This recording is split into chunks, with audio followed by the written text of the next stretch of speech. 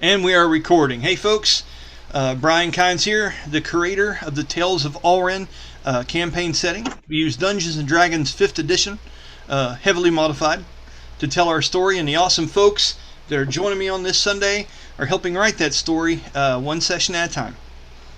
We've got new folks, and we have brand new folks joining us for the first time tonight. So I'm going to go ahead and start with the two you already know, and we'll finish up with the two you may not. So starting over here, Jeremy, go ahead and introduce yourself and tell us who you'll be playing tonight. I'm going to be playing a combination of Brahmus and Mirk. Brahmus is a celestial construct we call a Seraphim, and he is piloted by a human spirit by the name of Mirk. They are the paladin class, and they are a powerhouse of a castle fortress. I mean, right? That's pretty much it. All right, Mr. McGuffey, you're up. Go ahead. Tonight, Dan McGuffey. Tonight I'll be playing Bast mostly, and a little bit of Dayhon. Bast is a rogue turned celestial warlock. He's got a real interesting backstory and a whole bunch of connections. And Dayhon is a unique individual that has the ability to tap into a almost animal spirit. Not quite spirit, just he takes the form of them in a ritual tattoo. And hopefully you don't have to see Dayhon get busy tonight. Yeah, no shit. Usually things have gone bad. But I love it. It's organized chaos, and you gotta love it. Okay, new guy number one. Corey, go ahead and introduce yourself, please. All right. My name's Corey. I will be playing Darius, the charismatic yet soft-hearted bard who has a lot going on internally, but will never show it on his face. Well played. There's a lot of uhs and ums in that because there's so much to say and not to say. It's going to be fantastic. Thanks for joining us, Corey. And last but most certainly not least, it's Rachel. Go ahead and tell us about yourself and your character, please. I'm Rachel, and I will be playing Sylowen, and she is a Skylancer and a dirge singer bard, and she's a pretty badass lady, and I love her.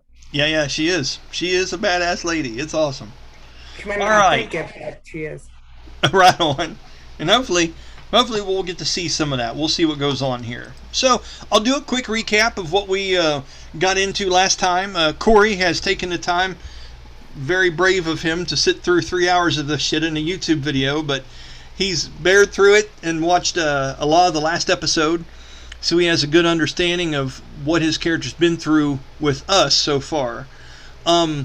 We had pulled this living mortal figure up from the depths of one of these necrotic-like shadows that follows around these legendary bloodthirsty predators known as the Periton. They had just wreaked havoc all over the airship, the Lylung, and we always saw these swirling hands and almost wraith-like entities that were swarming inside of these shadows. And every time one of the Periton would fly over us, it'd grab onto us, and it was almost like they were trying to steal our soul. I mean, I don't even know how to explain it better than that. Oma fell prey to one, and it literally just took the color right out of her. If you guys remember correctly, the frost was coming from her breath as if she had seen a ghost, and she was just kind of locked in this stunned condition, unresponsive.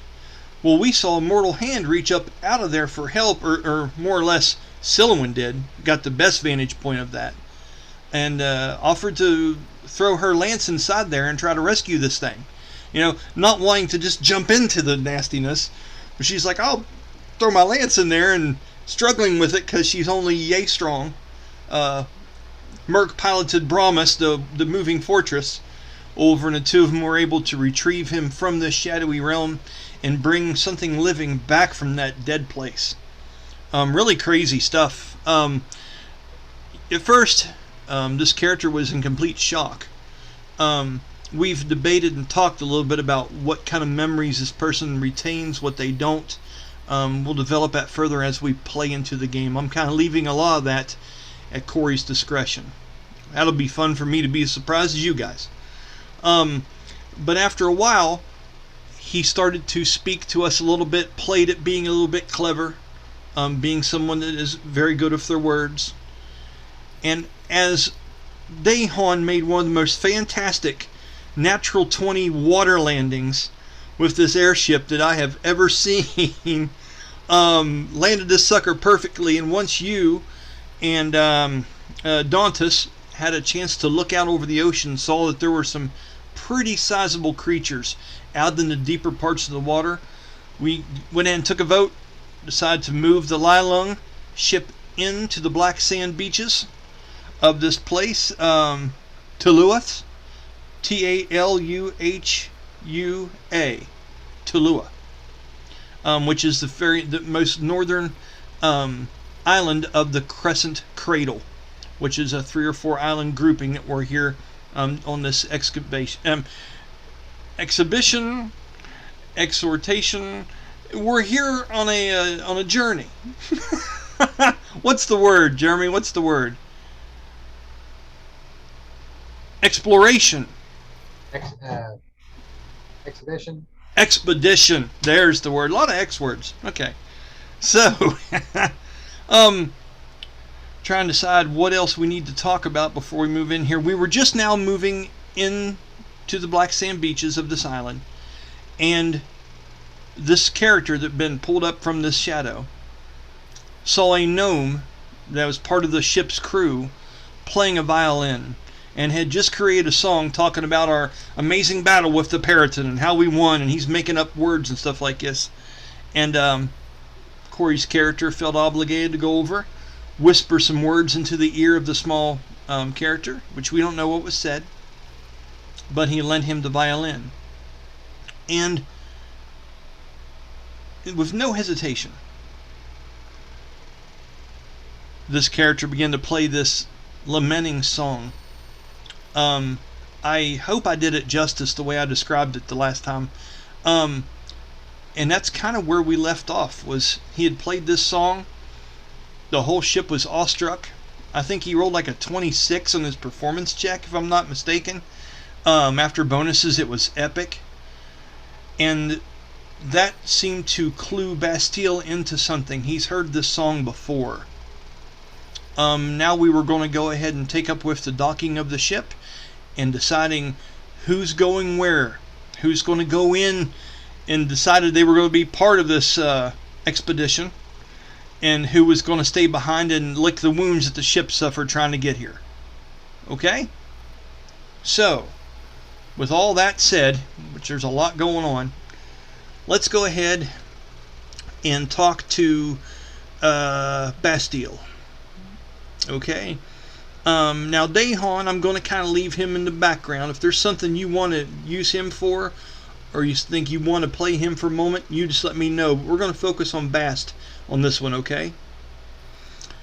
So you've just heard this character. You still don't know a name. But you hear this song. You've heard it before. What's Basteil thinking right now? Are you wanting to approach this character and possibly have a conversation? You want to let this be because he seems to have had a real breakthrough moment and is taking solace at the back end of the ship? After he played, he kind of walked away from everybody. Or do you have something else in mind? What are you thinking? Because we like to let the dice decide. Insight? Absolutely. Go ahead. All right, so insight. How clever is he? 12. Wow. Well, your boots are laced, at least. You got that going for you. What's going on now? Oh, I guess he may not read the situation so well, so he's going to walk over to him. Okay. Just to give you a starting place here, Corey, I'm going to say that your character, and I'll keep calling him that till you introduce him, we'll say that you walked towards the rear end of the ship, away from everybody that is trying to get this thing pulled into the Black Sands peacefully, avoiding the coral reefs and things that may inhabit this place. And you see, a lot of folks are giving you stares, and it's a mixture of admiration and confusion. They've not heard anything quite like what you just performed. And for you to have just been pulled out of the ship and on the deck like this, these people, you can tell, are an experienced crew. They've seen all kinds of crazy shit. And yet they're a little awestruck by you.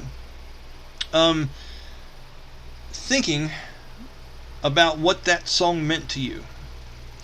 About being pulled from this dark place that you put yourself in intentionally, Corey. And you just have this feeling like you didn't accomplish what you wanted to when you were inside of this realm. You remember why you wanted to go into this place originally. You remember why you sought it out. How the plan came together. How you were able to go inside, but for some reason you can't remember if you were successful or not inside this place. That's the part of your memory that seems to be missing now and is only coming back in bits and pieces. You close your eyes and you're just wanting to focus on her. You just want to focus on what you saw when you were in this place. Did you find the sorceress? Were you able to sing the song? And you're searching and you're searching and you're just getting little flashes, but you can't quite remember what happened or how long you've even been in there. Okay? With that, as you're by the back of the ship, your eyes are closed tight. Your finger just got cut from the string that broke on the violin. Do you remember seeing that at the end of the video? Mm-hmm. Okay. As you're clutching your fist and you can feel that familiar burn. Basteil, go ahead. Heard that song before.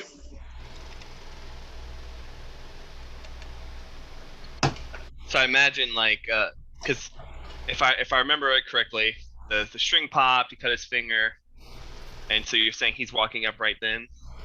Right. Yes, after that you clutched your hand together and walked towards the rear of the ship to just have a moment to yourself to think things through. Hopefully that song triggered something in you. And as you kind of walked away, like the typical soap opera, you walked away, you're on the back of the ship, and then the person's coming over to your back, and this is Basteil speaking up to you. Yeah. So he had said he has heard that song before. Right. So, he would put his thumb in his mouth for a second and, kind of lick the wound. Yeah. And just kind of, like, not really turn towards Bast, but kind of, like, look over his shoulder. Yeah, and? Short whispered words. A unique song. One of a kind. It's my song. Okay. Where did you learn Darius's lament? You're saying you wrote it? That is what I said. Now he'll turn, like, to face him now. Okay. Kind of like reading his body language to see kind of like, is he seeming hostile to that? Is he seeming like intrigued, interested? I'm gonna do a performance check. He seems completely neutral. I would say, well, let me give you my roll, and if you beat it, then you can read through it. I'm cool with it. Like, it makes sense. Like, you're kind of, you're sitting there, you're just kind of like almost nonchalant, I guess. Yeah. Yeah. My name's Darius.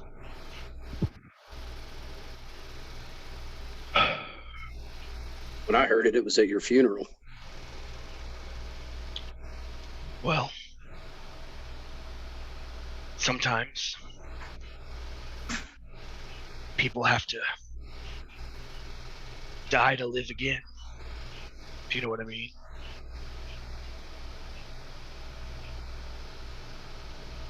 Fair enough.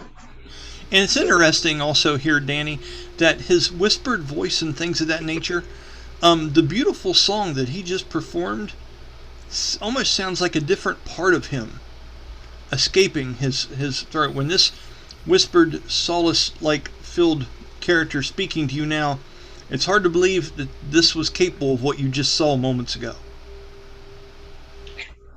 So I just did a composure check, and after you said that, Bast goes, I wonder if Darius or if Dryadin can sing. Yeah, long story. We'll explain that later. In this conversation, and you're more than welcome to continue it in just a moment. Brahmus, Mirk, I want to kind of bring this up to you, okay? This concerns you and Sylowen both.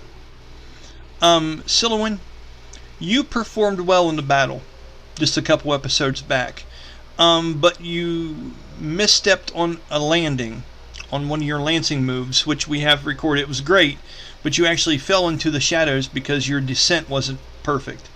And you are a stickler for really learning this Skylancer thing. It is your therapy. And uniquely, a lot of times when you were learning this class, you were stepping into Brahmus. Mirk is actually capable of letting you enter into this large construct and navigating through it as he does. There's not many folks that are able to pass into that. But it's almost like Doctor Who, what's the phone booth's name? TARDIS. Yes, has that kind of feel. And I think it has something to do, or Brahmus feels that it has something, or Mirk has something to do with your Avian lineage, which is why this thing was designed for people that you're distantly related to, which is one of the reasons why you're able to enter into it. You would possibly be thinking about at some point before the next day going in and doing some training because you had failed and had a misstep in the last battle. So, not steering you, but keep that in the back of your mind. Once you get more used to the character, you'll know all the shit you need. You'll be able to come up with your own stuff. That's just something in the back of your head. Brahmus, you would see Basteil talking softly with this new character on the rear of the ship. What is it you're doing at the current moment? Are you looking around for opportunities to help land this thing properly? Would you like to speak to Dayhon? Would you like to go below and see how Oma's doing? What are you doing before we get in shore? Well, I know at the prospect of bedding down for the night, as it was mentioned before, Brahmus had already made up his mind that he was going to take the watch. Okay. So outside of that, he's kind of looking around to see how to make the surroundings a little bit safer for everybody. Okay. Going around helping with repairs as necessary, and has Sean's character come up and said anything about Elmer? Has anybody come up and said anything about her? No, not yet. Everybody's still down below decks, and there's that tension on the deck as well. As much as everyone's excited to get started on this journey into the unknown here and hunt big creatures and hopefully not die a violent and horrible death, there's still that underlying tension of knowing that one of your own has fallen prey to this. And Danny, that's also another valid point too. To help Oma, maybe you could fish off some information and learn about what Darius has went through. Just a heads up on that. And also, both of you consider that. Mirk and Rachel. You also, another side note, he's been in there. He's came from this place. Just saying. Bass would actually say, pleasantries are nice, but we actually have someone who just was almost taken by one of them, and since you came out, it'd go a long way to you earning your passage on this ship if you could help her. Interesting. So, like, how much lore do I? Because I'm looking at the info. It just says I know stuff. Like, okay, so let's say this. When you approached that tiefling that it mentions in there. Mm-hmm. And you concocted, he said he knew of a way that you could possibly deal with your situation. Okay. And possibly find Marlissa. Maybe bring her back to you. But the key is finding this sorceress woman. Right. And breaking the curse inside here. Now, the trick to that was being able to find a periton. Mm-hmm. And letting yourself be taken by it. Okay? Now, I don't have anything laid out specifically where exactly and how that happened, but it has something to do with this being a summoned monster by a scroll that you were given. And you're still going to have the blank parchment on you where the spell has been burned from it. And as you're thinking this in the back of your head, let's just go ahead and put this as part of the game, Corey. As Basteil says these words to you, you unconsciously thumb around your wares. You're always looking for the hilt of your rapier, the bags of all the different kind of songs and things that you've written.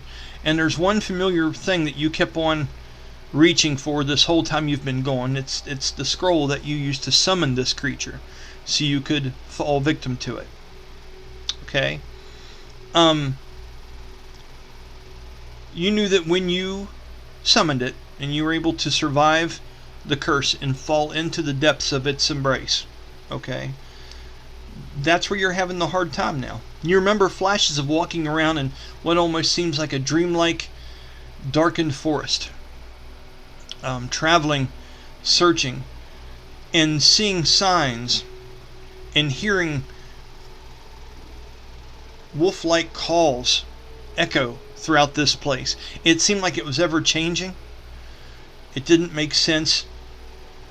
And as you're sitting there trying to recall what you saw when you were in this place, Corey, you do get a flash of Salamora, the sorceress.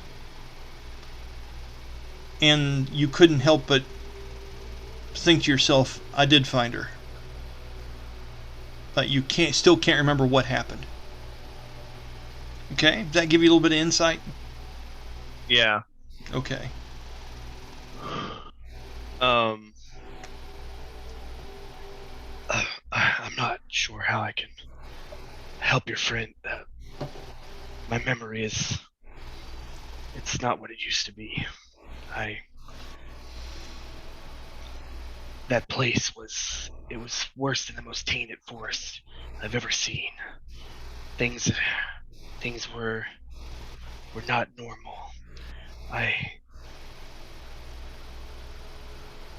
I'd be willing to, I don't know, put my best foot forward and help. I need time to recollect myself. Danny, roll me an Arcana check, please. At 20. Are you shitting me, really? No, That's right not there. so bad. That actually plays to this really well. I want to give you a little gift here, okay? As he's saying this to you, you recognize this is a person searching for something, okay? You see him absent-mindedly playing and rubbing his fingers along a large scroll that seems to be underneath one of the belts on his side. It seems to be a used-up spell scroll. You can smell the smell from it. Not like charred wood, almost like brimstone. You're familiar with what a spell scroll looks like when it's been used up. With a natural 20, you don't think he had a plan on getting out of there. You think it was a one-way ticket with a natural 20. So maybe there's a reason why he can't tell you how to get her out. He was able to get in, obviously. But you know that that Sylowen and Brahmus had to help him get out. And that was after you guys whipped the shit out of the periton that he was attached to. You know what I'm saying? These things are starting to add up just a little bit. I'll give you that. Bast would actually smile. Interesting. One way ticket. I like a guy that throws all in. Okay. Well, when you have nothing left to lose, then that's the best way to go. But You want a chance restoration for your memory?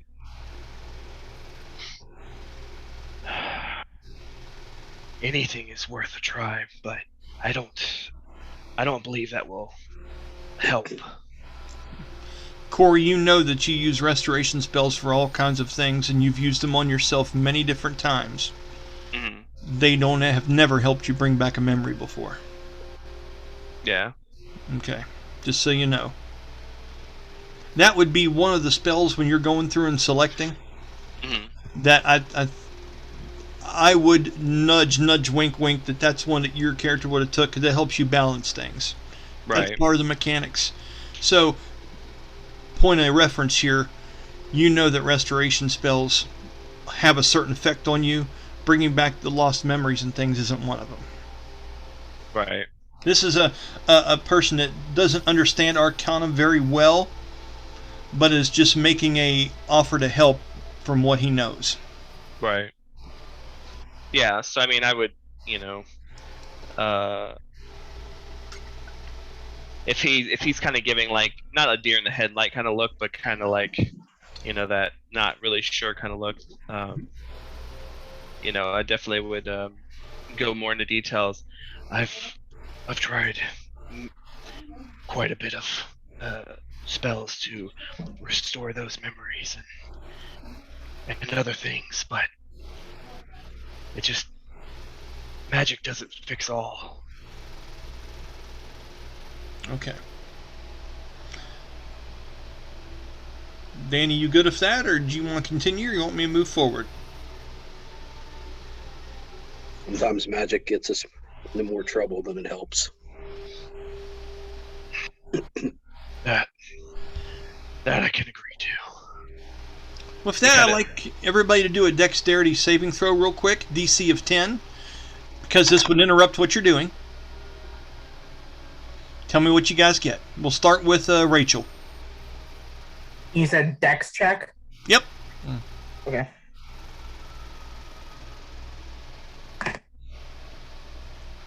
That is a 20, 16 plus 4. You're good. Okay, Corey, what you got, buddy? So I still was trying to put in some of the stuff, but since I'm a bard, my dex is proficient, which would make that as +7. I rolled an 18, so 25. Nicely done. Danny. 27. Look! 27. Look at Jeremy. I guess, hey, Jay, Mirk, how's it going up there, buddy? What'd you get? A nat 1. A natural 1. You know what? 7. You don't even have to say anything else. It's all good. So, some of you are getting used to being on the ship as they have just struck the sand. There's that initial one of these. Everyone else seems to have handled it pretty well right in the middle of your deep conversations. Sylowen's thinking about training. Everything's doing this. And Sylowen, just as soon as you're getting ready to possibly walk over to Brahmus and talk to him about the prospect, because you know he's so good at being able to train you in martial prowess, you see this large 7'2" celestial construct just go rolling. Okay, from the shift of the ship as he drops down on one knee. He's got this big ass crate he's got above his head, trying to move it from one end Oh, of yeah. the ship to the other. Oh, and yeah. Just wow. Yeah, and let's put something in it. Okay, yeah, candlesticks. So a bunch of wax candlesticks come out of this crate and just go rolling all across the floor of this damn thing. Rachel, would Sylowen like to react in this in some way?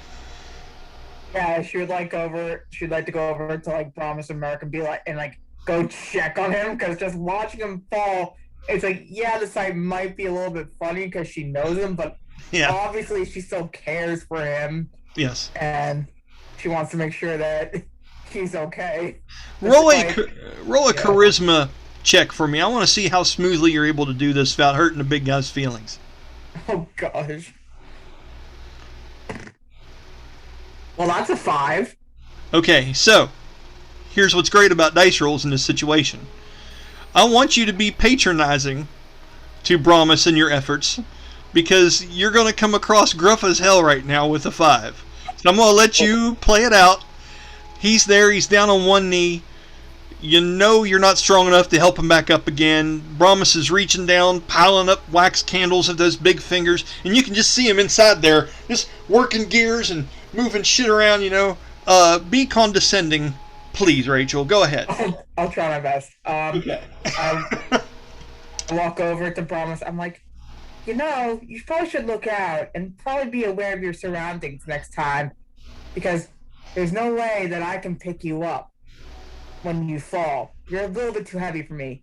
Please, for my sake and for everybody else's sake, please, just be careful. And she says it sort of like a little sister, maybe even a big sister, like, I told you so, type of way. Almost like the stewardess in the plane. We're going to need you to focus. We're going to need to take... So go ahead and react to that, Mirk, however you would like. Pride shooken a little bit, sir. He's going to attempt to just kind of brush it off, like almost like an I meant to do that moment. Nice. Like, I get you. I don't know what happened. The weight in the crate must have been off-centered, and it just goes back to taking up. Roll a deception check for me, because you're full of shit. I just want to see how 20. well. A dirty 20. Roll an insight check for me, Sylowen, please. Okay. Insight. That's a 15. You believe you drinking the Kool-Aid. If Mirk says that the crate was a little heavy and he got off shook a little bit, it must be true. It must be true. Yeah. Yeah. Dayhon yells from the back of the ship. Of course he does. FMD!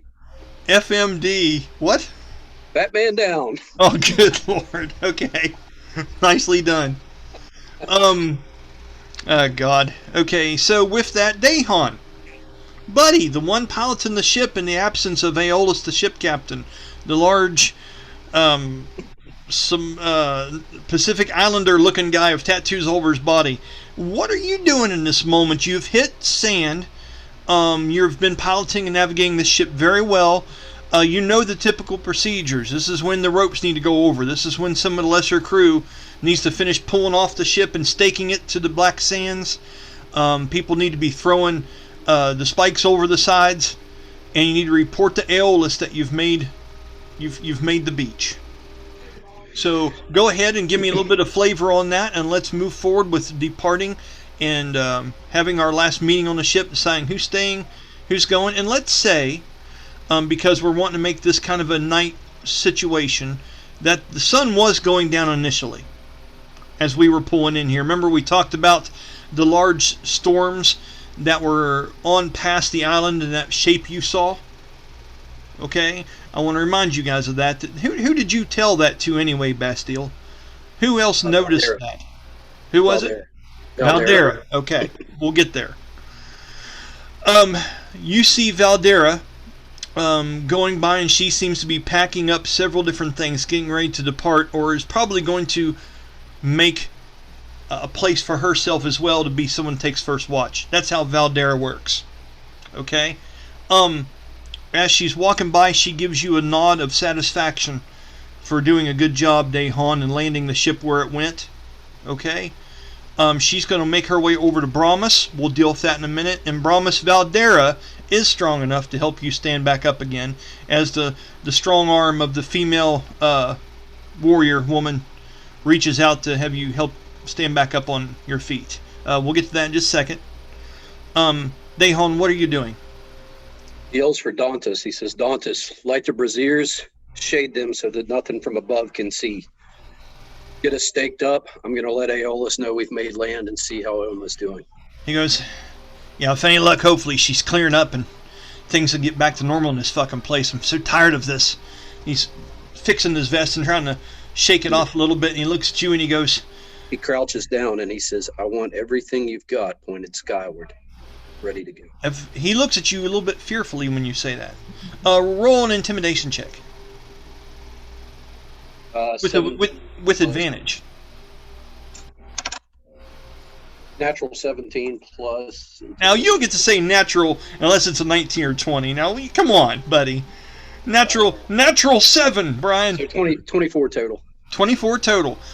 As he audibly gulps, in this moment he looks at you and he goes, "You serious about everything?" Nothing we can't handle. We just got to be prepared. Nothing we can't. Right. He looks at you and he tugs on that behemoth hair on the side of your vestment and taps the hoof shoulder and looks into your eyes and goes, "Everything it is. Just at the fire tonight, don't get too close to me." Yeah. And he smiles. Just so you know, Corey, Dauntus is a auburn-haired dwarven. What's the name of the class, Jeremy, that you were wanting to take on? Artificer. He looks like a steampunk version of a dwarf. Okay. He has goggles on. He has a whole bunch of explosives and things. He is the ship's tech guy. He is the Scotty of this ship. Real rough, gambling guy, and he is able to use arquebuses, firearms. He makes explosives. He's throwing up shit all the time, and he is the go-to guy on this ship for anything of that nature. Reckless, always nervous. That's Dauntus. Okay? He goes and starts preparing these things that you've asked him to. Let's go ahead and move over to... was there anything else you want to do, Dayhon, or say? Are you good? No, he'll just head down to check on Oma, and we can, Okay. We'll come back to that as soon as I'm done with Valdara and Mirk. Okay? Moving over. Valdara holds out the hand to you and looks at you. And she goes, "To be fair, you're carrying around a lot more than most folks anyway. Why heavy the load? Why make the load even more She's just trying to find words to comfort you, but she's falling short. Here. And she just take my hand. And she holds it out. He'll take it. Okay. Normally you would be afraid of putting your weight onto somebody like this, but Valdara seems to be one of the stronger people that you've met. And although it doesn't physically show as much as she has in her, I'm going to roll strength check anyway to help you get up here. 21 after bonuses. Hefts you up pretty well, surprisingly. As she does, she looks at you and she wipes off some of the candlesticks that are kind of inside the neck joints and things of your constructed body here, and she's putting some pieces out and snapping them, and she goes, "Did I hear you say something about possibly taking first watch tonight?" Aye. She goes, "You're not going to be alone in that. I need to give Tamara some time to get things prepared for the journey ahead of us. I think after everyone gets settled in, I'm going to take a walk out into the outside wood line just to see what's out there and stuff, and I could use your hand in that. Sound good?" I could use the company. Okay. She goes, "Two big swords like this, we're bound to hit something if we both go swinging, right?" We're going to be knocking down a handful of trees. I can barely hear you, Jeremy. Either that, or we're going to be knocking down a handful of trees. She goes, "I might chop down some trees, but I'm not big on building shit for people. Let them do what they want to. I've got a place to sleep here if I need it." She kind of grins, and she walks off from you and gives you a pat on the shoulder as she kicks some candlesticks out of her way and walks across the ship. Okay? Sylowen, I will give you a chance to talk to him about the training you might want to possibly do, or is that something you want to deal with later? I'll give you the chance now to decide. Since it's on her mind right now, she'll go talk to Brahmus about training. Okay, go ahead and have your interaction. And remember, just for the newer folks, don't ever feel forced to just make up a conversation. If you don't have anything to say, you don't have to say anything. It's all part of it. You know what I mean? I'm not trying to pressure one into, like, talk, damn you. A lot of times, if you're not sure how your character would convey something they want to put across, we usually have you just do a charisma check, and the higher you roll, the better you're able to convey what you're saying, and we can always help you along with that. So in this case, if you have dialogue, use it. Okay, go ahead, Rachel. Okay. After I watch Brahmus get up and make sure that he's, standing on his feet and that there's no other candles around so he can fall over again, I look at him and I'm like, when we get the chance, whether it's on the ship or once we're done with this journey of ours, will you be able to train me again to be a better Skylancer? I can train you anytime you. Good. Thank you. Okay. If there's nothing else to be said there, I can move on. Or you guys, is that concluded? Yeah, I think so. We're good. Okay, sweet. So let's go ahead and move into the operations. As everyone starts to move about and get themselves prepared, Dayhon, let's go ahead and start with you going down the steps into the lower cabins to see how everybody's doing with the mending of Oma. That's going to leave you, Darius, up on the back of the ship, kind of by yourself, watching all these people just snap to. And even though people are still giving you strange looks every once in a while, just uncertainty and awe, both at the same time, they are pulling off the things that shipwrights do, and they're doing a very good job at it. They are going around and hoisting this and bending this and yada, all the good fun shit that comes along with it. Okay? You are left to your own devices, so if there's anything particularly that you would like to do, I'll give you a moment here to think about that, and I'm going to go ahead and deal with Dayhon going under cabin, okay? So just kind of keep it on back burner. Like in the social interaction, you're on deck. Okay? So, Dayhon, when you go to the main entrance to the lower cabins on Aeolus' side, you'll have to go past the rec room and the bar and the lounge where where you guys usually hang out. And you're going to be going past that, and you'll notice it is completely empty. Nobody's in there. Okay? You do see faint lights and things emanating from underneath the doorway up ahead, and you have to know that's Aeolus' private chambers, a place that you rarely even go.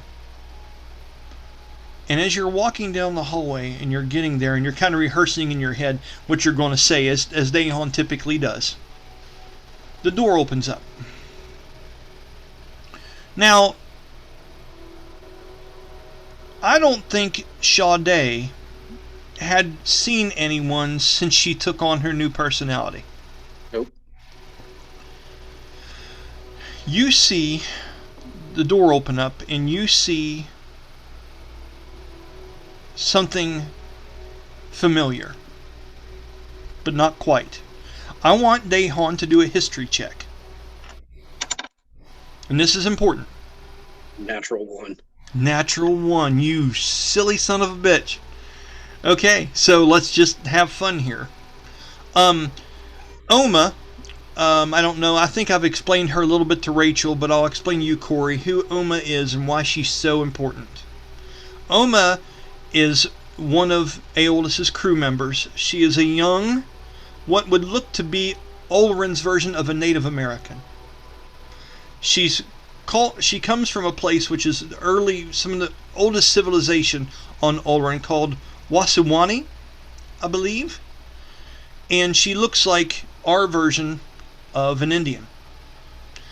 She is wrapped up in furs and native clothing, and she is a spirit walker. She is a cleric summoner, and she is amazingly good at what she does. Very soft-spoken, and she and Dayhon have been on this ship the longest, I think, out of everybody. They are part of his crew, the very important part. And Dayhon and her have a very, very close relationship. And for harm to come to her after all the things they've been through will show a side of him that most people never see. Now, Brahmus and all them know this. Sylowen definitely knows this. Darius wouldn't at all. I just want to explain to you the character, Corey, so you kind of get a feel for what's going on here. Okay? Right. So she's the one that fell victim to the spell effect, and it really messed her up, and they're trying to bring her back from the brink of this. Darius did see them take her below deck. Aeolus, the ship captain, carrying her in his arms below decks. Tamara, the paladin, going down to help. And then this other mysterious character that seems to be veiled in darkness, that has a raven that follows her around. Almost like a shadow monk like class of character, a female, went down as well. Out from the door comes an image, Danny. And you saw the picture I posted on our group chat earlier, correct? Mm-hmm. What she looks like now. That comes walking around the door and looks into your eyes. Now, the reason I had you roll the history check with Oma, and the reason I explained your relationship just now, is that you and Oma have talked about many, many different things. More so than anyone else. Your bond with her is closer than anyone else's on the ship. And you know that Oma has always watched Sade from afar. You know that Sade is a changeling. You knew that from the first time you met her, when you fought with her up on the airship docks up there in Skywatch. Okay? And that Oma has always told you she's going through this beautiful transformation, almost like a caterpillar turning into a butterfly. And Oma is one of the very few that has noticed these moments when she is her true self. Okay? Now, if a natural one, I'm not going to get any more specific than that. But all you know is that Sade is a changeling, and she is going through changes. So when this character with the raven-like mask, the white skin, almost featureless, the long platinum-like blonde hair, and the same kind of wardrobe and stuff that Sade has, comes walking alongside that rapier and tote, and the raven sitting on her shoulder. I would like for you to roll me a charisma check, please.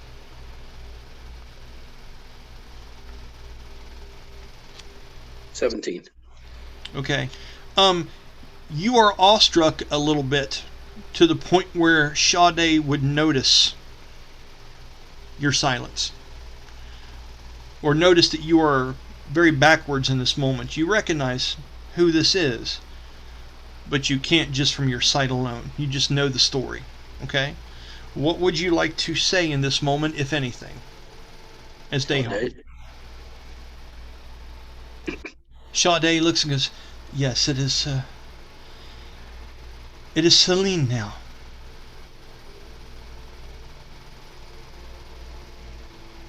But a name's just a name, a silly formality. Wrong character. I had a witty comeback, but it wouldn't be in character for him. Hey, do what he do, man. Just let it ride, whatever. Yeah, the whole "a rose by any other name" would still be a rose. Oh, right on. I get you. So, as she says that, is there anything else you like to add or not? He looks toward the door, kind of businesslike. Oma. She looks the door and averts her eyes from you and nods softly with her head. She goes, "Oma will be fine. She has strong wills that swim within her soul. And luckily enough, we were able to find one of those and tether her to them. So we were able to bring her back. But we must be careful and watch her. She's trying to prove herself, Dayhon. She's trying to make sure everybody knows that she's capable. So we must be capable protectors as well. It's almost like when you're first letting a child learn to swim on their own for the first day. You want to see them get strength and become better at it. But their head could always fall just beneath the water surface." She looks distant, down at the floor of the ship for just a moment. She goes, "And we have to make sure to be able to help people." Now, it's funny that she mentions the water's surface. is almost as if she has seen into some of the memories of Oma. And you remember something that you and her went through where she almost drowned and you had to save her. So the metaphor seems a little bit too spot on to be mere coincidence here, Danny.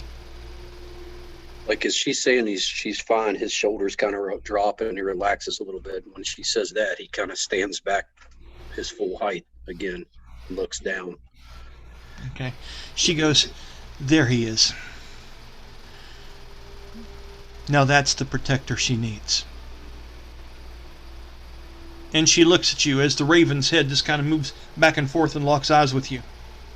And stares at you with that empty avian look.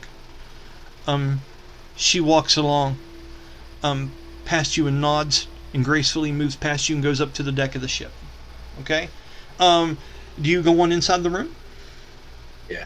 As you do, Tamara is sitting there and Aeolus is holding Oma's hand. For those of you who don't remember, Aeolus is played by the lead character of the TV series Lucifer. That is the person that would be playing Aeolus, the ship captain of the Lylung. And he is there beside Oma, holding her hand and moving the hair back out of her face as she has got color coming back to her, Basteil, but she still looks very, very sick. And every once in a while, there's a little shake or tremor in her.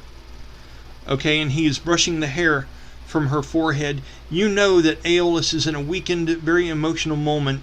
Oma has a special place in Aeolus's heart.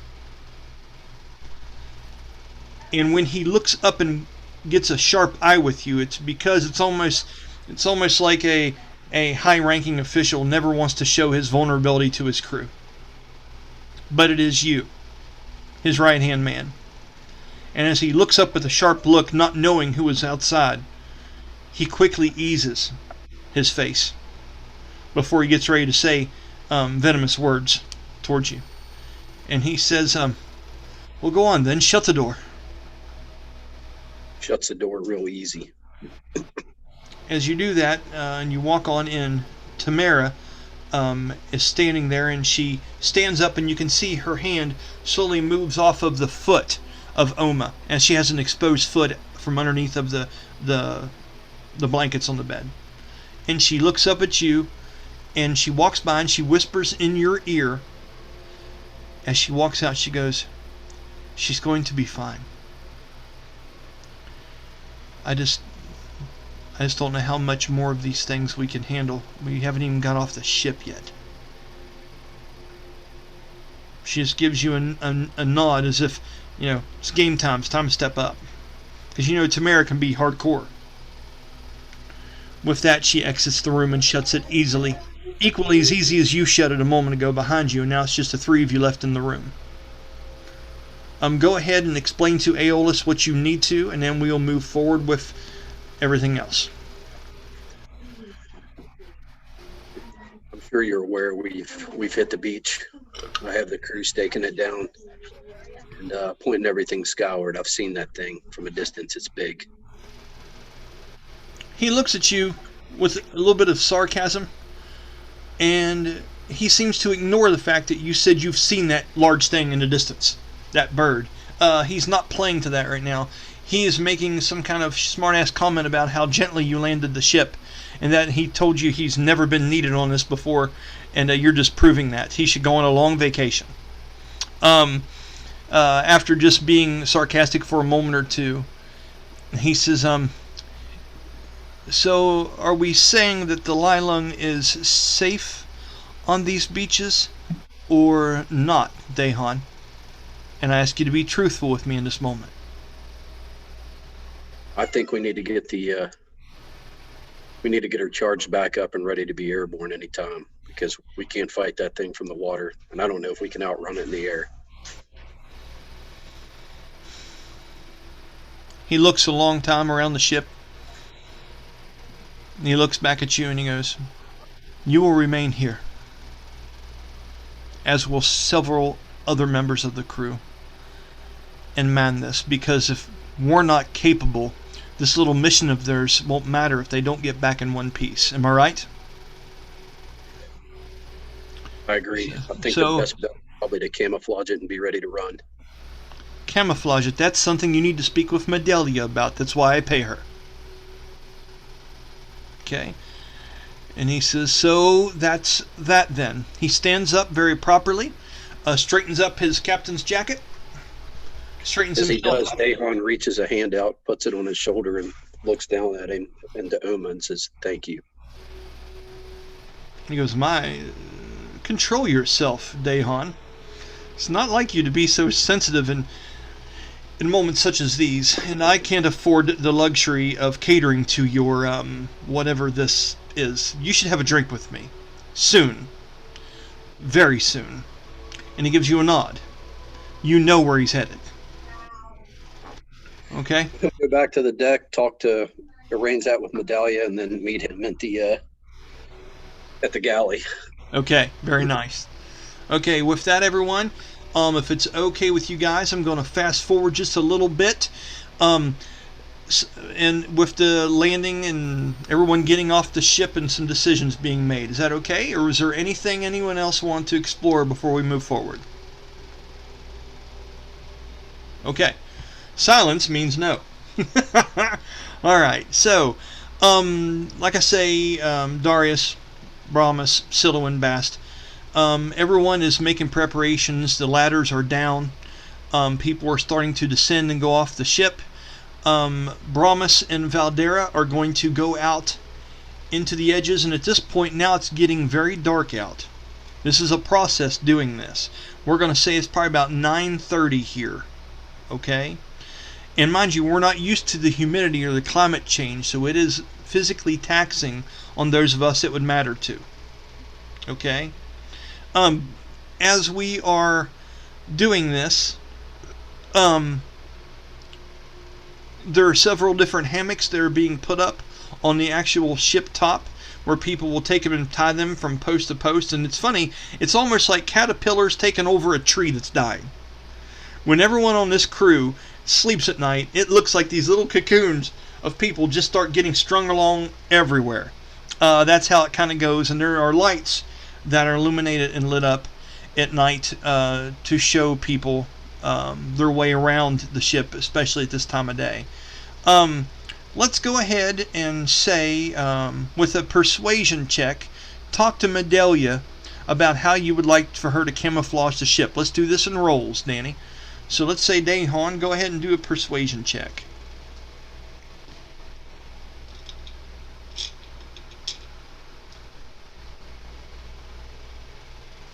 "23. 23. Nice. A natural 19. Medallia tells you that she will be able to do several fantastic things once we get the lights out and everyone's down for the night. She will be able to do an illusion with the help of someone else on the ship.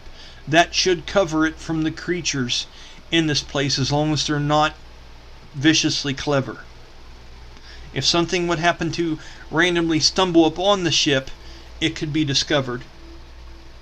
And that's the thing we really need to be watching for. But things of a mid-range to low intelligence will not be able to detect the ship from the basic surroundings around it. Okay? He says, what if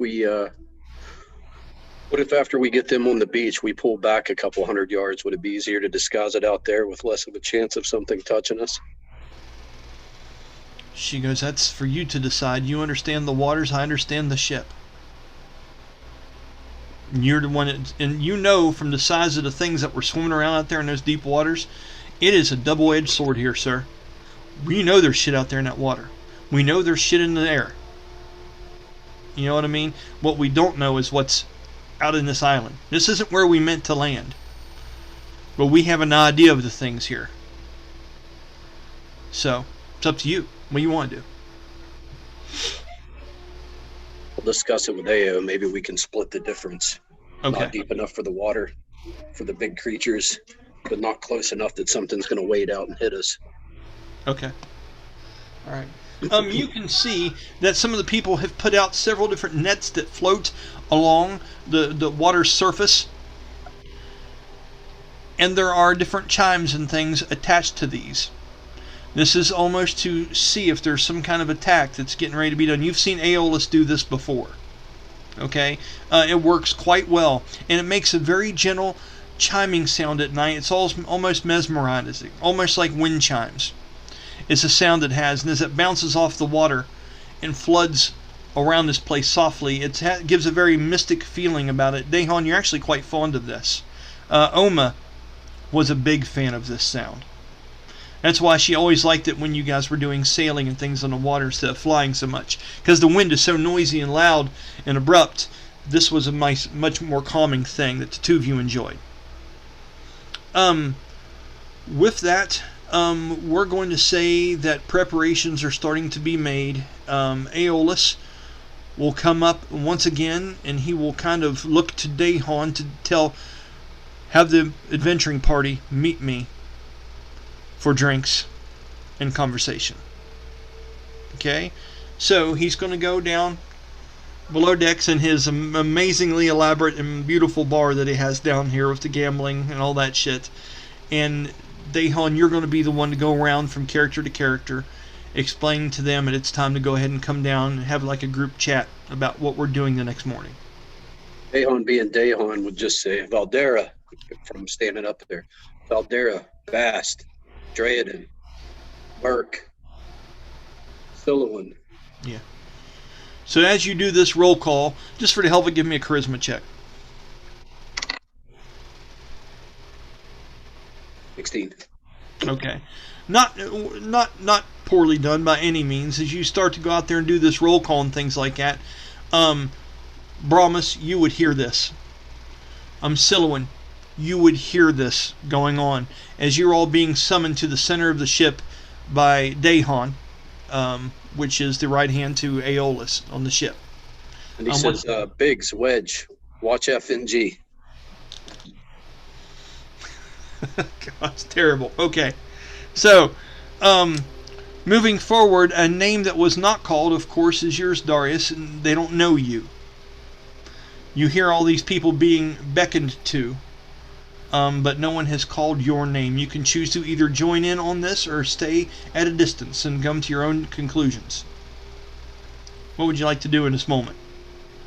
I mean, I feel like being the fact that, you know, the first face he saw, correct me if I'm wrong, after he got pulled out was Sylowen, right? That was like correct. The first.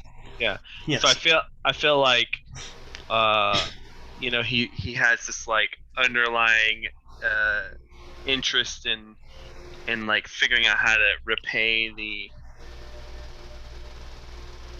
saving of him enough to be near them. Okay, cool. So with that, would you like to go up and say anything to Sylowen and join her as she walks towards this, or are you just going to kind of follow back at a distance? Yeah, I imagine, like, you know, he'd see them all starting to compile up, and he would not like rush over, but walk to kind of cross section with Sylowen and just kind of like turn like he was coming anyways, but not be super obvious. Yeah. And just like kind of over his right shoulder with Sylowen to the right of him would. I'm not really sure how to thank you. You know, you did me a solid, and while I have many stuff left to do, I wanted to make sure you knew. I appreciate it. I give him a kind smile. I'm a little bit tired because I just woke up, but I nod and I say, "You're quite welcome. I hope you do the same for me. And you know what? I didn't want you seemed like you were in trouble, so I'm glad you're all right." Good deal. He kind of like when you say that, just a little. Yeah, trouble. That's one way to put it. What? Where's everyone headed? Do you know? So this is a chance, Rachel, for you to explain to him why we're even here. Do you remember the story? Yeah. What we're up to? Give him Sylowen's version of it, just for the hell of it here. And if you're role play out what you want to, and ask me questions, and just have that interaction with him, if you don't mind. Okay, I'll try to do what I remember. You're up. Now you got me pressured. Thanks. Yeah, right. Hey, you know, it's the least I could do. I look at him and I say, we're here on a mission. Right now we've been sent to find, why am I blanking on the bird's name? It's okay. This the Crescent Cradle. The Crescent Cradle. Yes. Okay. And we're here to fight let's just do this. Go ahead and roll your charisma saving throw. Let's see how well you're able to explain this. I'll help you out. Oh gosh. I really hope it's going to be like we're going to fight these flying creatures. Like, I got to come back to that. Well, that's a 6. Okay, so elegantly vague here, Darius. Sylowen begins to describe to you the rough outline of what exactly they are here to do. And by the time she's done discussing it with you, you're not sure that Sylowen is sure why she's here.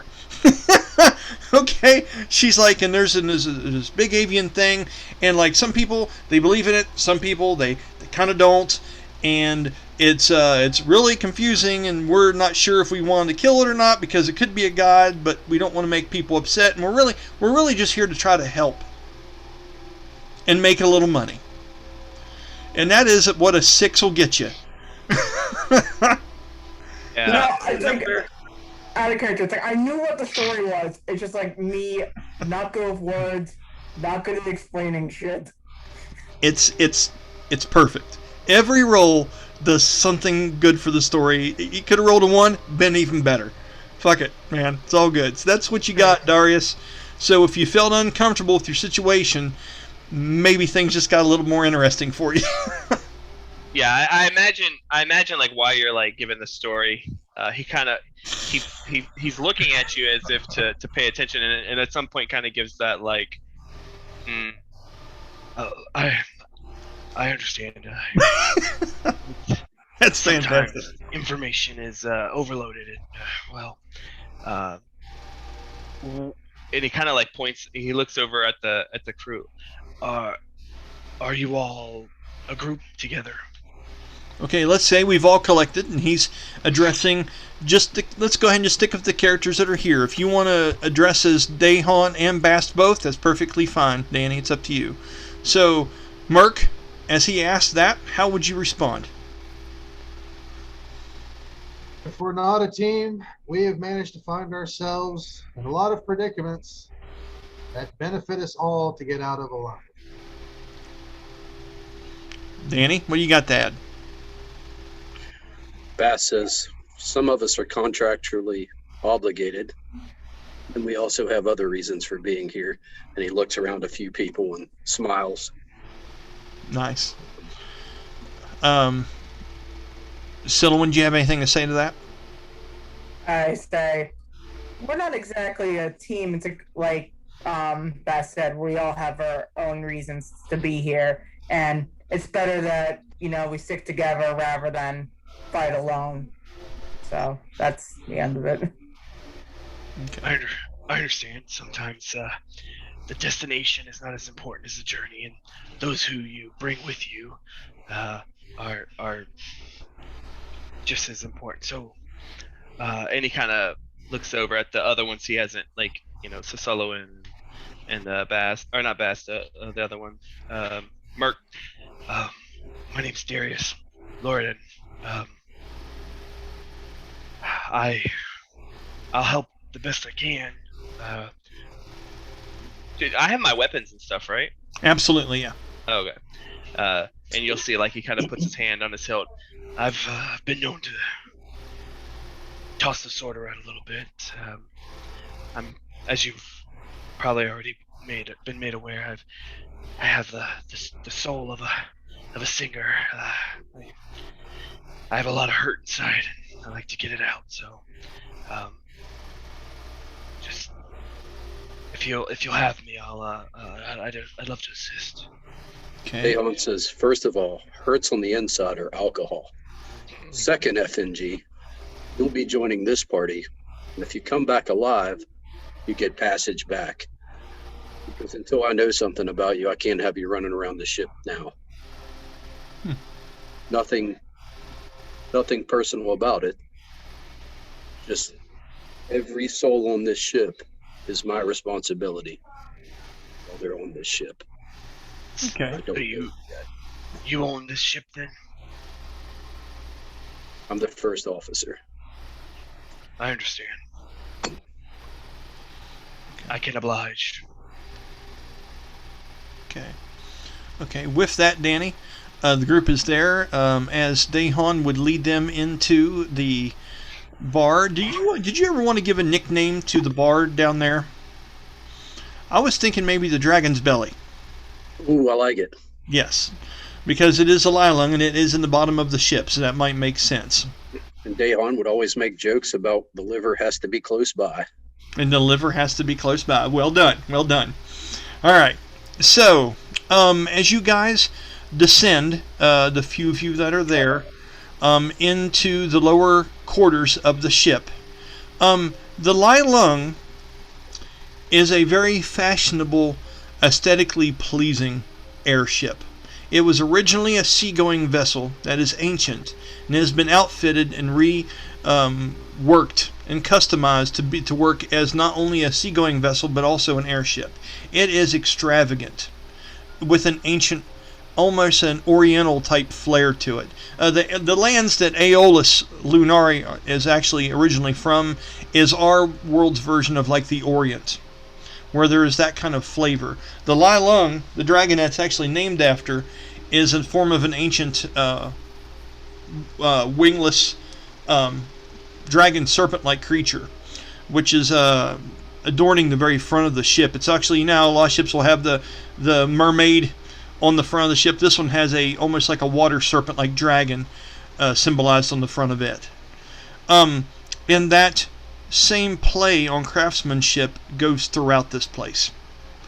Every little corner has something brass or some kind of intricate carving or woodwork or depiction of some kind of battle in wood, or there's a handrail that looks like a large serpent of the seas made out of bronze. There's flavor of this all over the place. And as you go down into this place in the belly of the dragon's belly, okay, it looks like a mini bar and casino down here. Whereas everything is very antique wood, very lavish chairs. There is a roulette table. There is a table for cards to be played. The bar is connected to the corner, and the portals that are in the wall make this a very comfortable social place.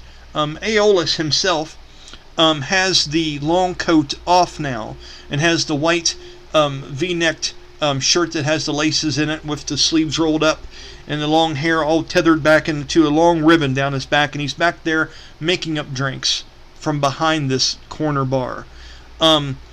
Many different old bottles covered in dust that line the wall back behind him. Pictures and paintings of ancient snow-filled mountaintops and things from a land very far away. And the place he's from, Mount Darrow, and things like that, is going to be far to the northwest. So there's a lot of northwestern imagery in here. There are places for everybody to sit, and then some, as the tables are usually round, and each table holds at least 8 people, and there are 3 of those tables down inside here. Not a lot of room for Mirk to pilot Brahmus around, but you can make it through. Okay? As you guys first go in there, Dayhon, he has some of that stuff out that you guys drink on very rare occasions. And he has a drink sit there ready for you, for Dayhon particularly. And you recognize your old jug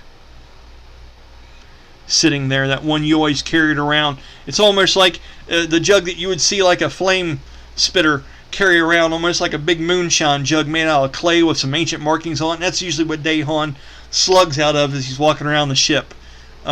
He's put it down for a while, but maybe tonight he'll pick it back up. We don't know. But Aeolus has it sitting there on the bar waiting for you. Reaches at it, picks it up. I remember when I discovered the drunken fist. Yes, hell yes, yes. That gnome character that was going around the ship is playing violin very softly in the backhand corner, and you recognize the song that he's singing now and performing, which talks about the ship and everybody fighting that frostworm.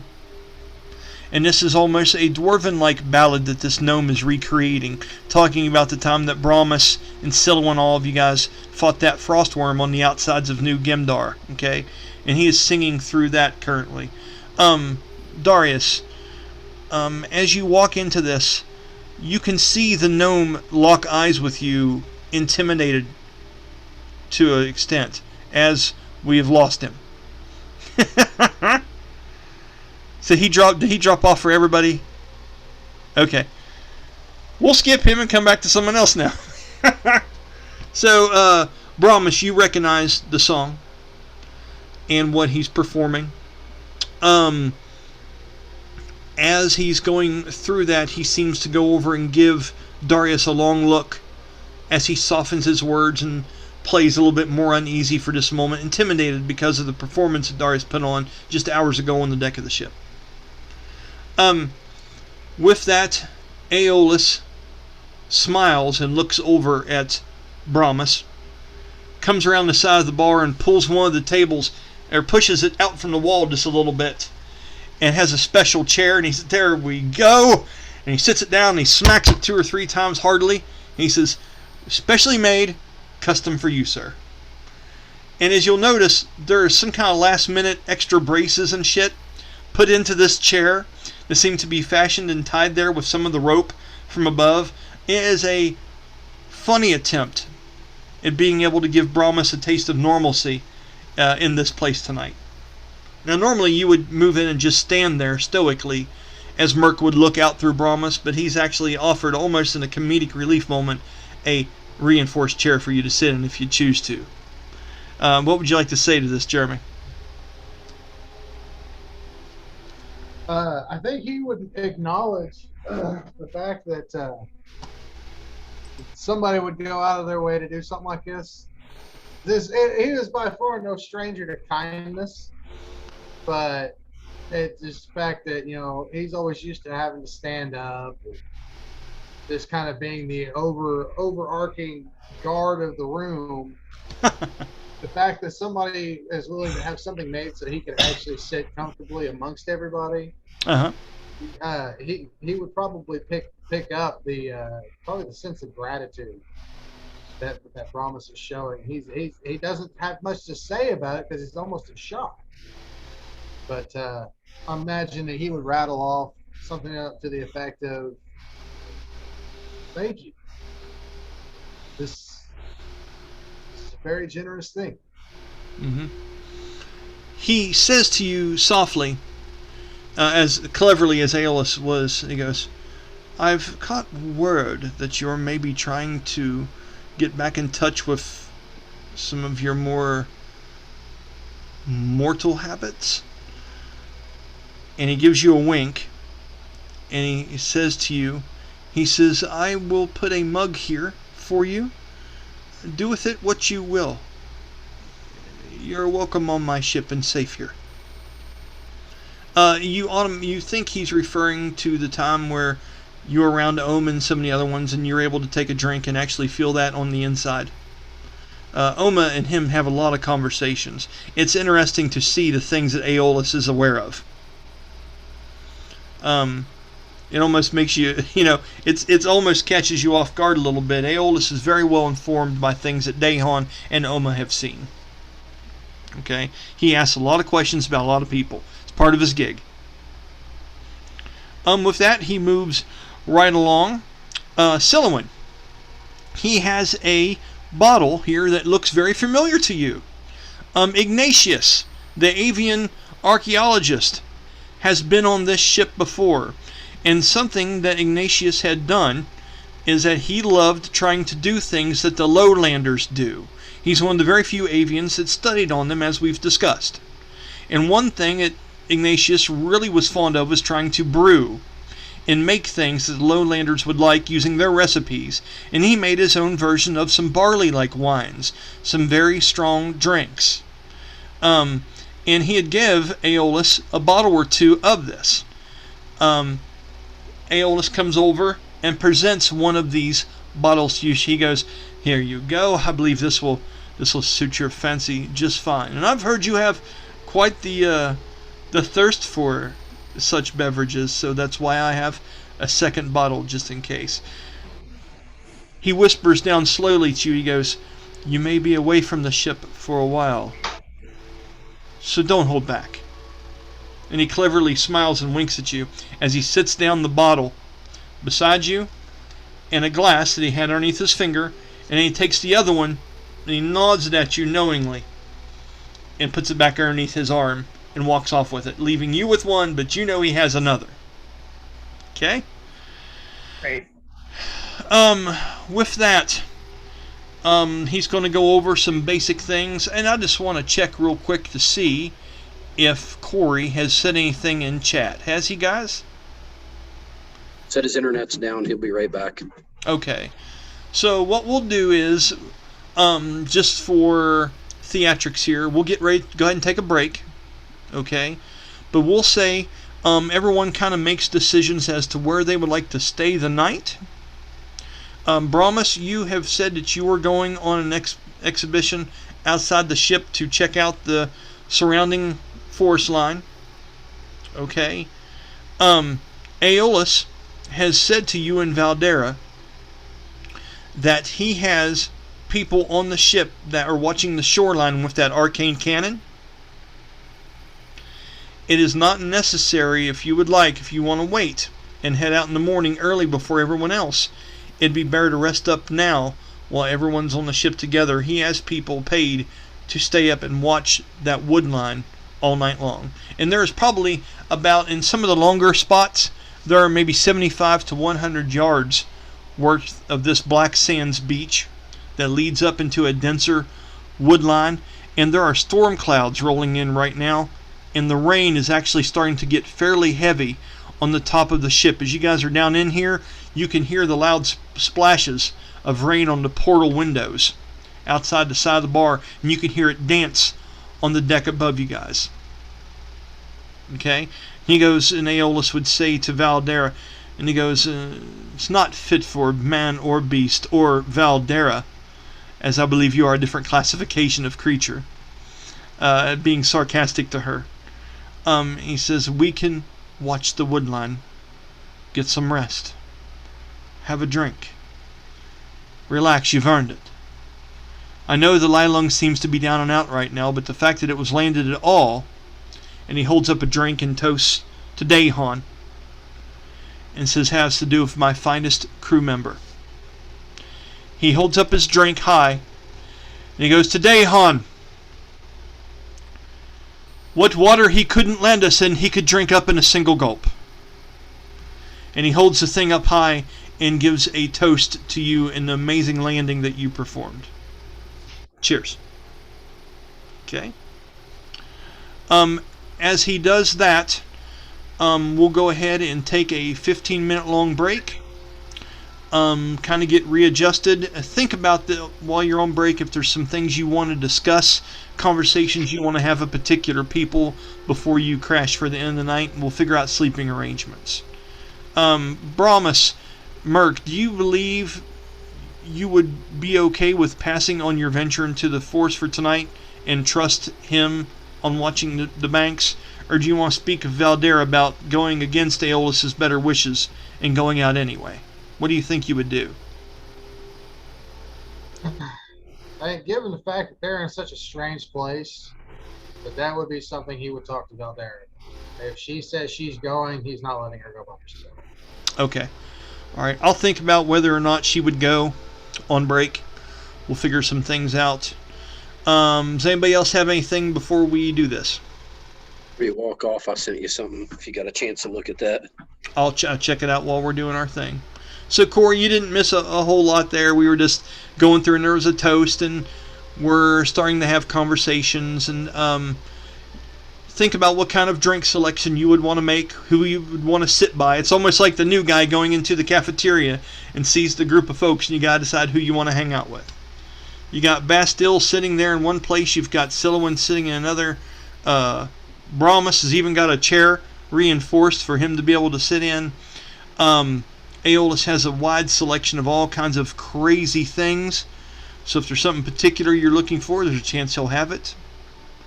And the gnome is singing songs talking about a prior battle that the group had had, and keeps looking over to you for like confirmation that he's doing okay. He's intimidated that he's in the same room performing on that violin that you owned earlier up on top of the ship. So it's a humbling yet awkward moment with him in here performing. He does a, let's say, for the hell of it. Yeah, a natural 1.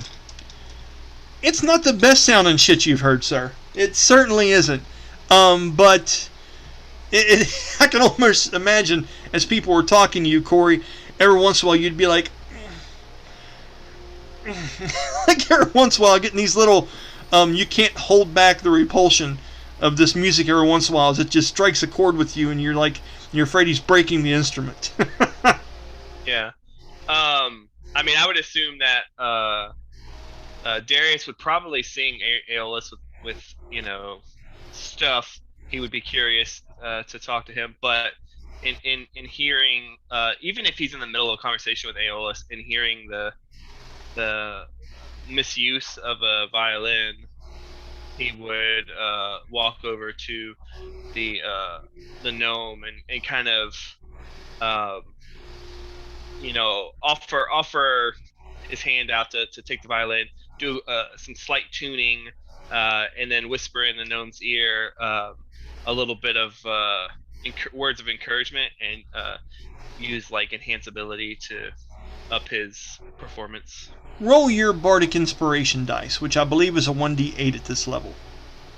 Okay. Just for theater. Yeah, so that's a 3. Okay. And just as a clarification, I'd like to have cast enhance ability. Okay, on the gnome. Okay, which has what effect exactly? Yeah, so advanced ability, touch a creature, and you can give them,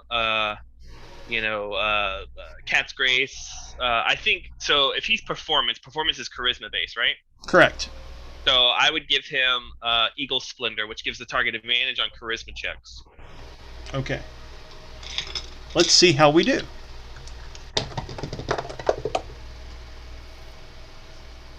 Natural 18 on the second one. Very, very good.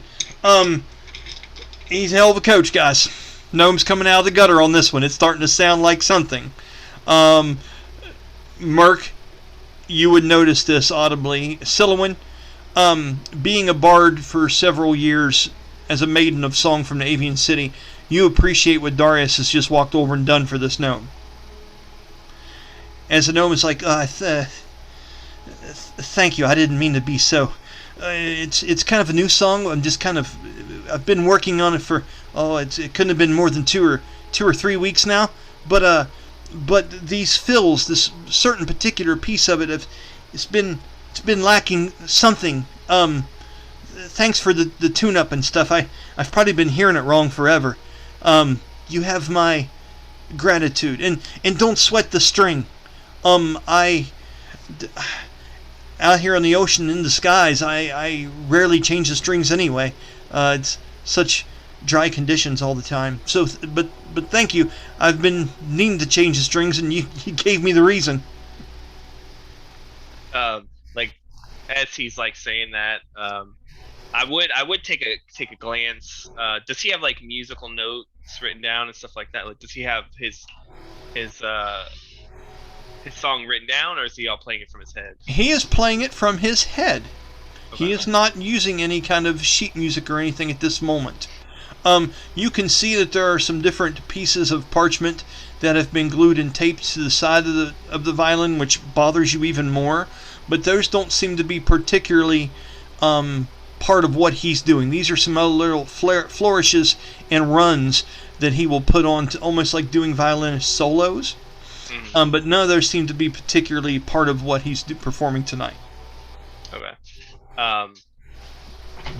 It's not a problem. And I would just kind of like, as I hand him back the violin, just keep this at this mark. You'll be fine. Okay. And I will say, just for that, roll a charisma check yourself. I want to see how well you came across with this, Corey. So is this like a persuasion? No, just an overall charisma check. I just want to see your overall. So that would be a 14 on the die plus what is my plus 4? If you're not counting modifiers, so that'd be an 18. Okay, you got 4 from proficiency bonus. Then you have the modifier for your charisma as well. Add that to it as well. Oh, okay. It's going to so be a 22. Okay. With that 22, you're able to put on 2 little markers on the violin, and you're telling him to play in this particular area. That will keep him in key of what he's doing. It will help his performance out greatly, which it has. So well done with that. As the night goes on, he is playing these songs talking about the heroes and the battles against the frostworm in the past. Let's go ahead and do our break now. We'll refill the coffee, do some things. If you want to have conversations with each other when we get back, now's the time to start thinking about that kind of stuff. And then we're going to get into night and dream sequences and all the fun shit that's going to come along with that. So with that, I'll go ahead and pause, and I'll see you all back here in just a few. Okay. Alright guys, we're back. Coffee mug is full. We've been shooting the shit a little bit, trying to get our bearing as to how we're going to spend the rest of the night. Okay. So after Darius has got this little gnomish crew member, this little would-be musician on the right path, and everyone's had a chance to fill their belly quite a bit, and we're all sharing drinks and trying to wind down for the night as the storm that we saw as we were coming into this place starts to roll over top of the ship. Like I say, it's a great soothing thing. You can hear the rain coming down on the deck up above. Danny, where is it that Basteil would like to end his night on the ship? Is there a person you would like to talk with? If so, we can do that now, and then tell me after that. We'll make our plans. Says Valdara, can you, before we hit the island, there's something I want to try out, and I know you can handle it if it hits you. She looks at you and she grins, and she moves in kind of closer to you in that way that you haven't really had a chance to really talk of Valdara in some time, and you forgot how good of friends you guys have become. She departs over from Tamara for just a minute as the two have a map out. She has that bone, that monster call that's made out of that large piece of dinosaur bone laying there, and she's mapping out some stuff to Tamara, and she gets up and she kind of walks over to you, and she forces a grin, a seductive one at that, on her face, just a little bit, just giving you a little remembrance of your all's relationship and how you used to be before her time started to get a little bit more troubled for her. And she walks over and she says to you in a low voice, she goes, I'm good for anything as long as it has nothing to do with fucking water. Just the opposite. Well, where are we doing this at? Because this room isn't big enough for us to be testing anything. You have an idea where we're headed? Let's go in the empty hold that we're going to bring monster parts back in. It's already lined. She grins, and she has a look in her eye like, yes. Okay? As she does that, she goes, I'm going to grab my sword, right? She goes, last time we did this, we got in a lot of trouble. She grins at you. Nothing sexual. These two are just really cool, but they were on an airship voyage one time, and the two of them decided to take a different path than the rest of the crew, and damn near got them both killed. So this is kind of a throwback to those shenanigans, and I'll just see how this goes, because Valdara's on board. She trusts Danny, and these two have a lot of history, so she's going to collect her sword up. And Sylowen, you would be looking, roll a perception check, since you seem to be so interested in what the fuck it is that we're doing. Well, that's a 6. Okay. So, this wine that you're drinking, that is made by Ignatius himself, it makes you think about him and how funny it is that you are only one of 2 Avians that are actually currently amongst the lowlanders, and that you're starting to get that warm feeling. You're starting to get a little bit drunk, and you know funny things happen when Sylowen gets some booze in her. You're very small and frail physically. Avians have a smaller frame and bigger eyes and smaller faces than most mortals. And as that warmth comes over you, you know that when you start smiling and your face feels a little warm, you're looking across there and you see Valdara, which is this stone cold hard chick, man. I mean, she's militantly a badass. She is. On some of your best days, you have looked at her, it's like, I'll be strong like that one day. Okay? And you and Valdara have had conversations. You're cool with her, but she's very offstandish and very intimidating. Almost like a Viking kind of feel to her.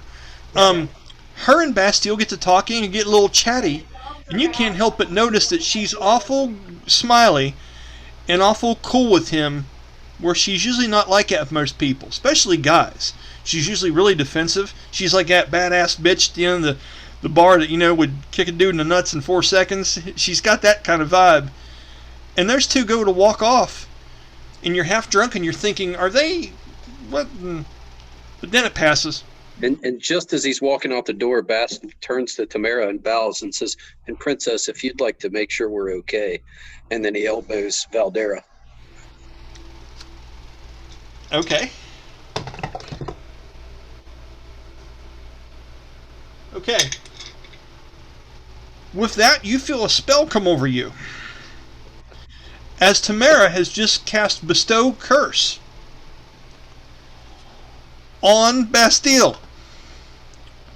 And this will be the version of Bestow Curse where you have disadvantage on charisma-based saving throws while she holds concentration on this. She looks at you and she goes, "Don't go too far. I'd hate for you to get out of my range."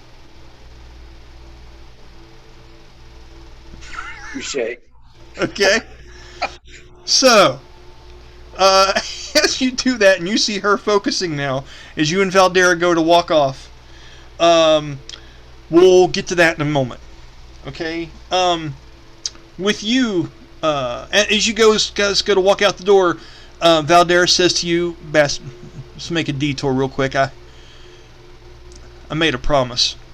And she walks you guys past Brahmus, which is stoically sitting there, and the large construct arms are laying on the table, and it seems like Brahmus is staring at an ale that's been set in front of him. Not touching it, just staring at it. Okay? Mirk, you are trying, and you are sitting in one of those many chambers, and you are having an ale.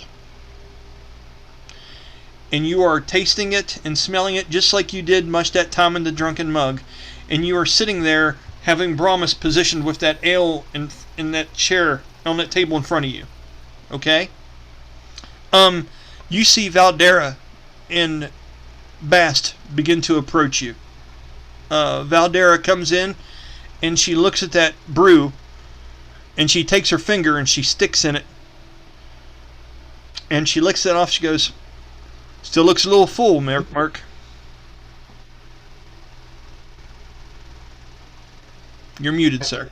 And with that, he's going to look down at the mug, and he's going to look back to her, and he's going to make that same motion like he's taking a drink. Okay. I got what I wanted here.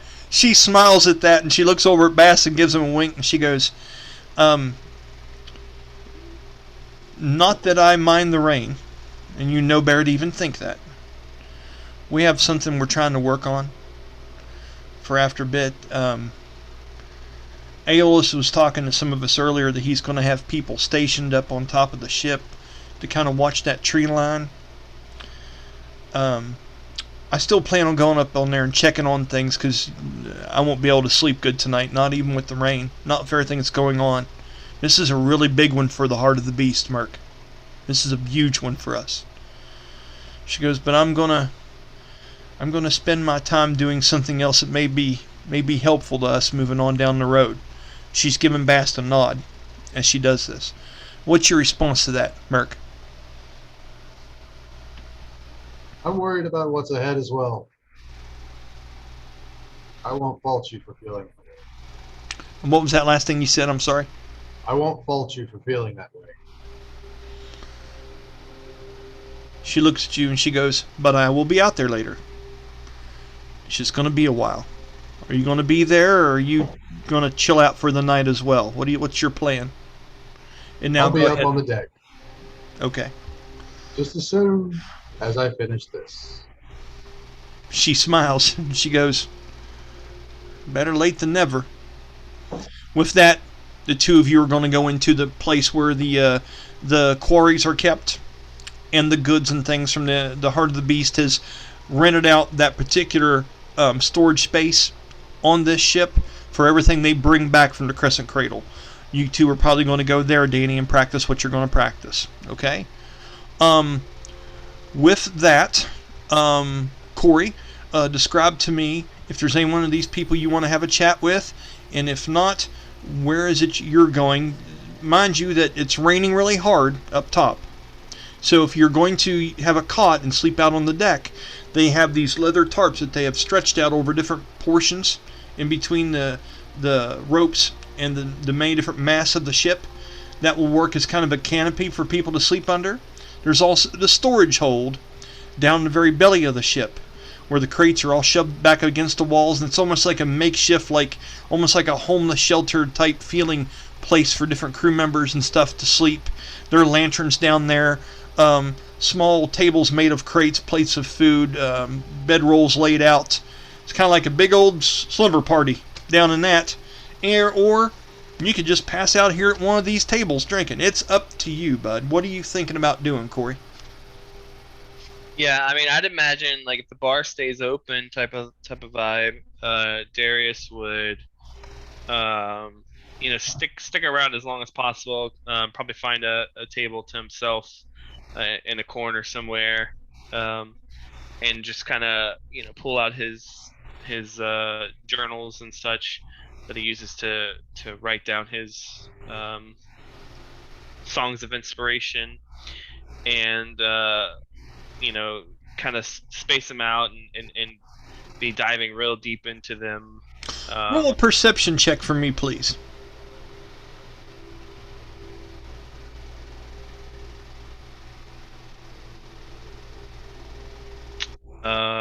That would be a 7. You can't remember exactly what was there, and I need you to write this down. Mm-hmm.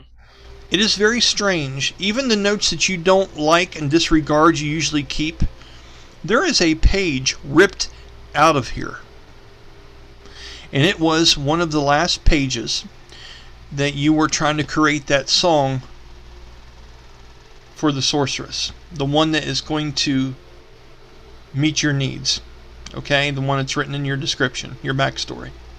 The song that will possibly bring a tear to her eye. And it looks like you have angrily at some point ripped out that page. And there were words on it, and you remember working on them to a degree, but for the life of you can't remember what they're said, and there's this panic moment in your chest. Like, why has this happened? Because there's other pages to the lament that are still there, but the last page seems to have been ripped out in haste, and that's not like you. As you're going over your things. You can't remember how it happened, you can't remember why, but you notice that it's gone, and it gives you that panicked moment in your chest. What are you doing? I mean, I'd imagine panic to Darius. He would probably try to fight it back if there's people in the bar. Like he would try to fight back the urge to do something, to lash out, basically. But he would feel like the urge to lash out. Okay, go ahead and roll me a charisma saving throw with your +8. So that would be a dirty 20. Okay.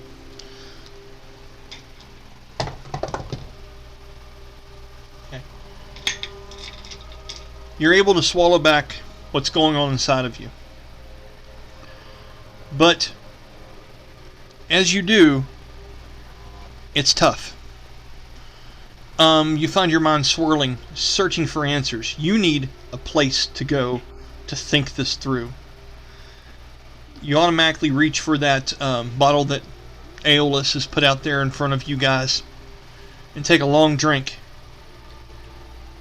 And as you're wiping your mouth from it, and you look like you're just searching for words that aren't there, Aeolus walks past the table and looks at you, and he says, "So at least thirst is beginning to come back to you to some degree. Good. Very good. It's the most basic things we always try to remember, like riding on your first unicycle. Am I right?" And he smiles at you as Aeolus looks down cleverly over your shoulder at you sitting there at the table.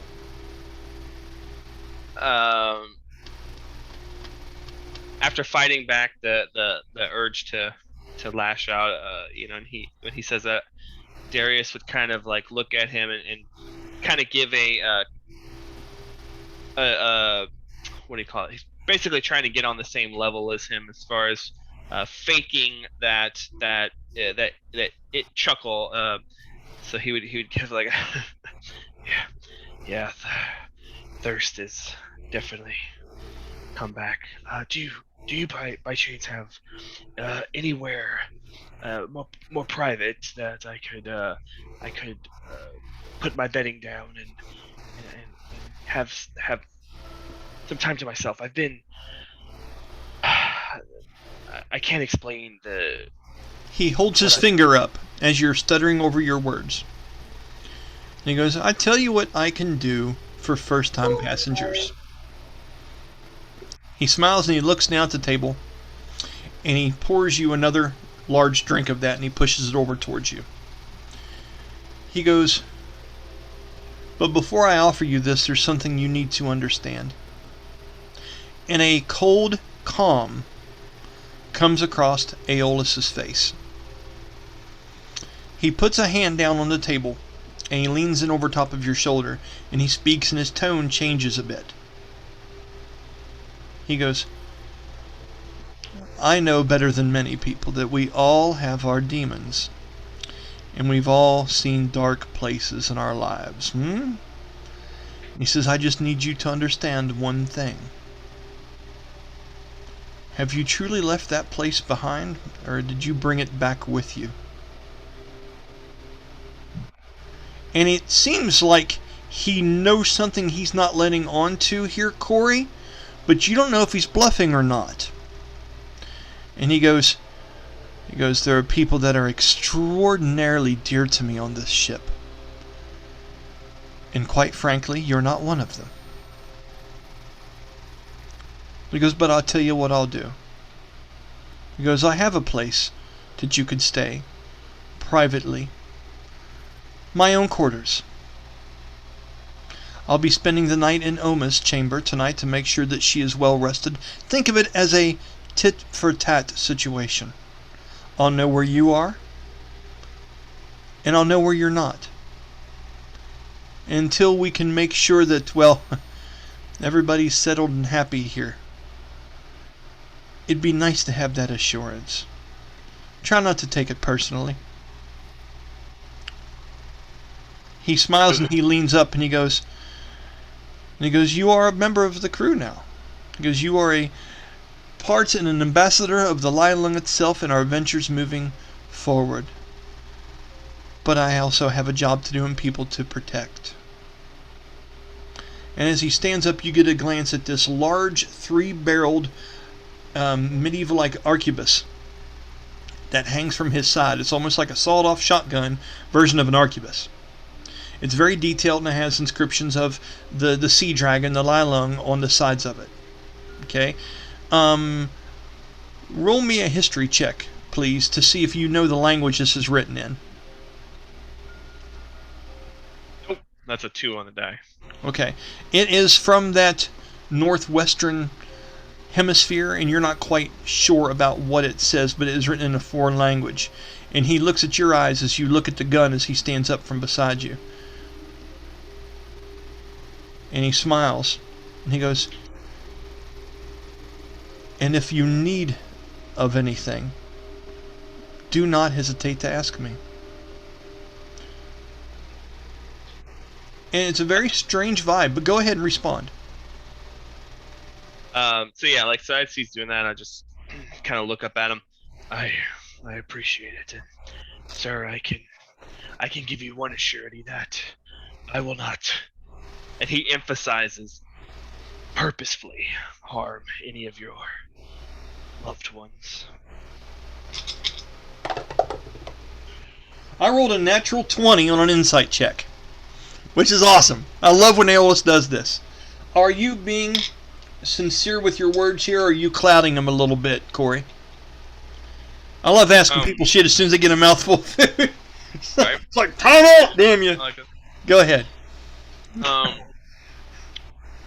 I would say, like, with that, I mean, he obviously knows that Darius is being truthful in the sense that he's saying, but that he is, because he's not being deceptive, but he genuinely cannot, he cannot control that. So that's like the vibe cool. that we pick up. That's cool. And it's strange how comfortable you feel. You don't know how long you were in that place, but you feel all right around these people. But this was a kind of a cold reminder that they don't know you. And Aeolus seems to be very wise in the fact that things are not always black and white. Mm-hmm. This is it doesn't exactly make you feel uncomfortable here, but it does remind you of your place in the universe. And he is extraordinarily forward about this. And it's funny how he can give you this news and say, I'm watching your ass, but do it with this smile on his face. It's almost bardic-like in nature, the way that he does this, although he doesn't look like much of a bard. Very charismatic individual, and this is the first time you've really got the sense of why he's the captain. Okay. Let's go ahead and fast forward and say, if everyone's all right with it, that as things wind down and the gnome walks over to you lastly, Corey, before he puts down the violin, he's done progressively better. Different people have sang along with him. Dayhon went up and put his arm around the gnome for a little bit and sang along with some of it, with some of the Ballad of the Beast and things of this nature, and sung of some tales when the ship went over to this druidic island called the Isles of Terra and rescued Tharu the hero, and some really interesting tales, and this is all shit that we played through. And Dayhon gets pretty drunk on that big clay mug and is singing or jug and sings some shit along with him. As the night winds down and everything, the gnome comes up to you and he's holding the violin down his side, and he's not meeting your eyes exactly, Corey, and he walks up to you and goes, so it's Darius, right? Correct. Darius, yeah. To tell you the truth, I don't play this much, this often. It's nice having all these people on the ship being able to help and everything. My hand is killing me, and you know how the cramps can be, and you can see from his hand, and you can see the tarnish on the strings has wore off because some of them are pretty old, and he gets like a gray black soot on the edge of his fingers, and he looks like his hand's cramping up a little bit. He goes, I saw you have some things on you, but I didn't see one of these. So it's humble. It's not like I made it and it's really dear to me or anything. I won it in a card game against Dantus. He'll never admit it, though. It's yours for the night, and if you like it and want to keep it, I would ask just a small fee. And it's his quaint way of asking for money if you choose to keep the violin, and he goes to hand it over to you for the night as he's had enough of it. As he goes to hand it over, I'd like to with one hand take the violin and kind of like set it down on the table, and with the other hand I'd like to take, so basically grab the violin, set it down while holding one of his hands, like not like forcefully, like so if he was to pull his, come here, but like holding it slightly Yeah. And then when I drop the violin, grab the other, kind of flip him, like to kind of look at his fingers to see, the wear and tear on his fingers from playing as long as he did. It's decent. And you can see rope burns in his hands where he's tried to hold on to a sail at one point and got a nice rope cuts across there, some scarring, some dirt. This looks like a working man, a grease monkey, if you will. And his fingers are somewhat crinkled up in pain, and there are a lot of the stress marks. And as a musician, when you're playing a acoustic guitar that has old strings on it that the action sucks on, your fingers can take a hell of a whipping. And that's where he's at. All right. So what I would like to do is, I'm just trying to see, because I was still picking some of the spells, so I want to make sure this is... It's neat to pick them as we play, because then there's like a purpose to them, and you'll remember them. You're like, I remember that spell. That's the time I fucked with the gnome's fingers when he was doing that shit. Yeah, that's a nice way to do it. So basically, what I'd like to do is, as I do that, I just I kind of begin like saying like words of encouragement, like these hands show the stories that you've told and the life you've lived, and then I would like in between that incant a healing word. Nice. Go ahead and roll your dice for that. All right.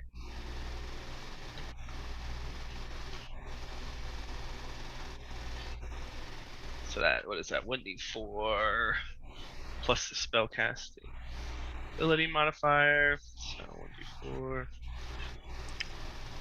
1d4. So with him.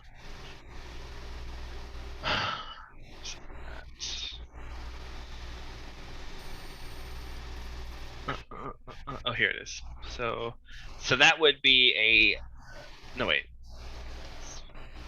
That's spell attack bonus. So that would be a 5. Okay. Advantage on the roll when we're not in a battle-like environment. If you want to roll the d4 again, you're more than welcome to. Okay, yeah, it was a 1. Okay, so re-roll it. That's a 2. There you go. So 6. Good job. Yeah, sometimes I'll do that if we're in a non-stressed environment and things like that. You'll get advantage on the dice roll, or sometimes the DC roll of spells.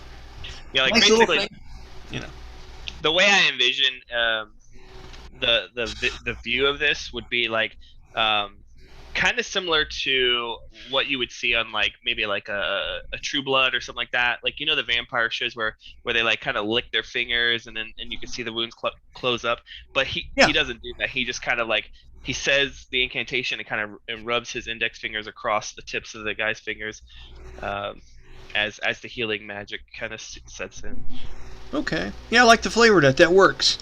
As that would happen, he's kind of awestruck by it. I mean, he knows magic, he knows Medelia and Oma and all the different people on the ship and things, but he's never really been important enough. As the extra in the Star Trek movie that doesn't even have a name badge, he's starting to get a little bit of a following. I've had him introduced 3 times now, but that's more attention than most people will pay to him.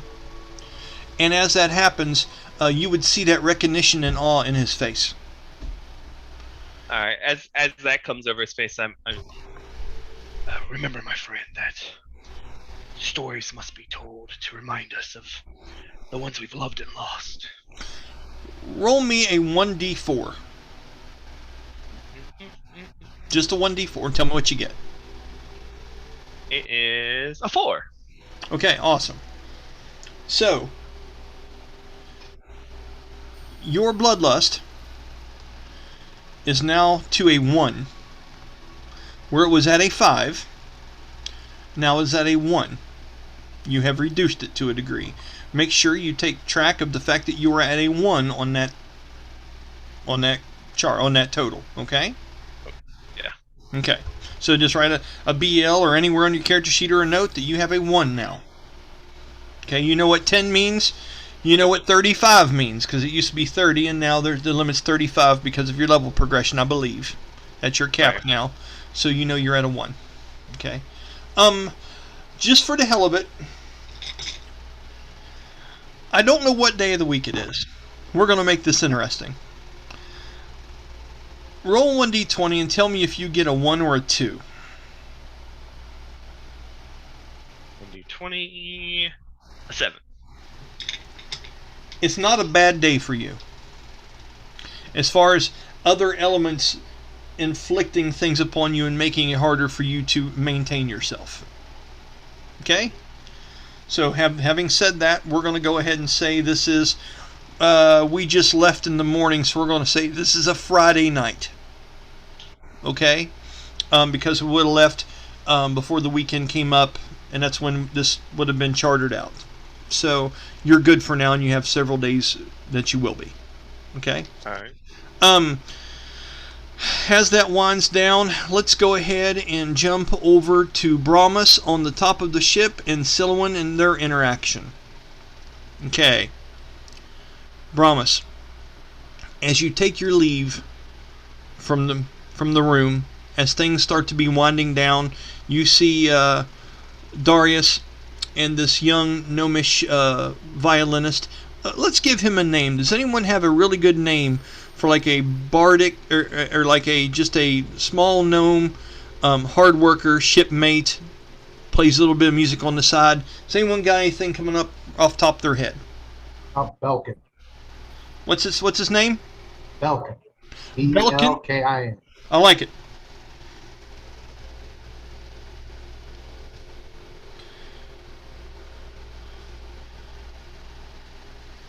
All right, and an actor that would play Belkin.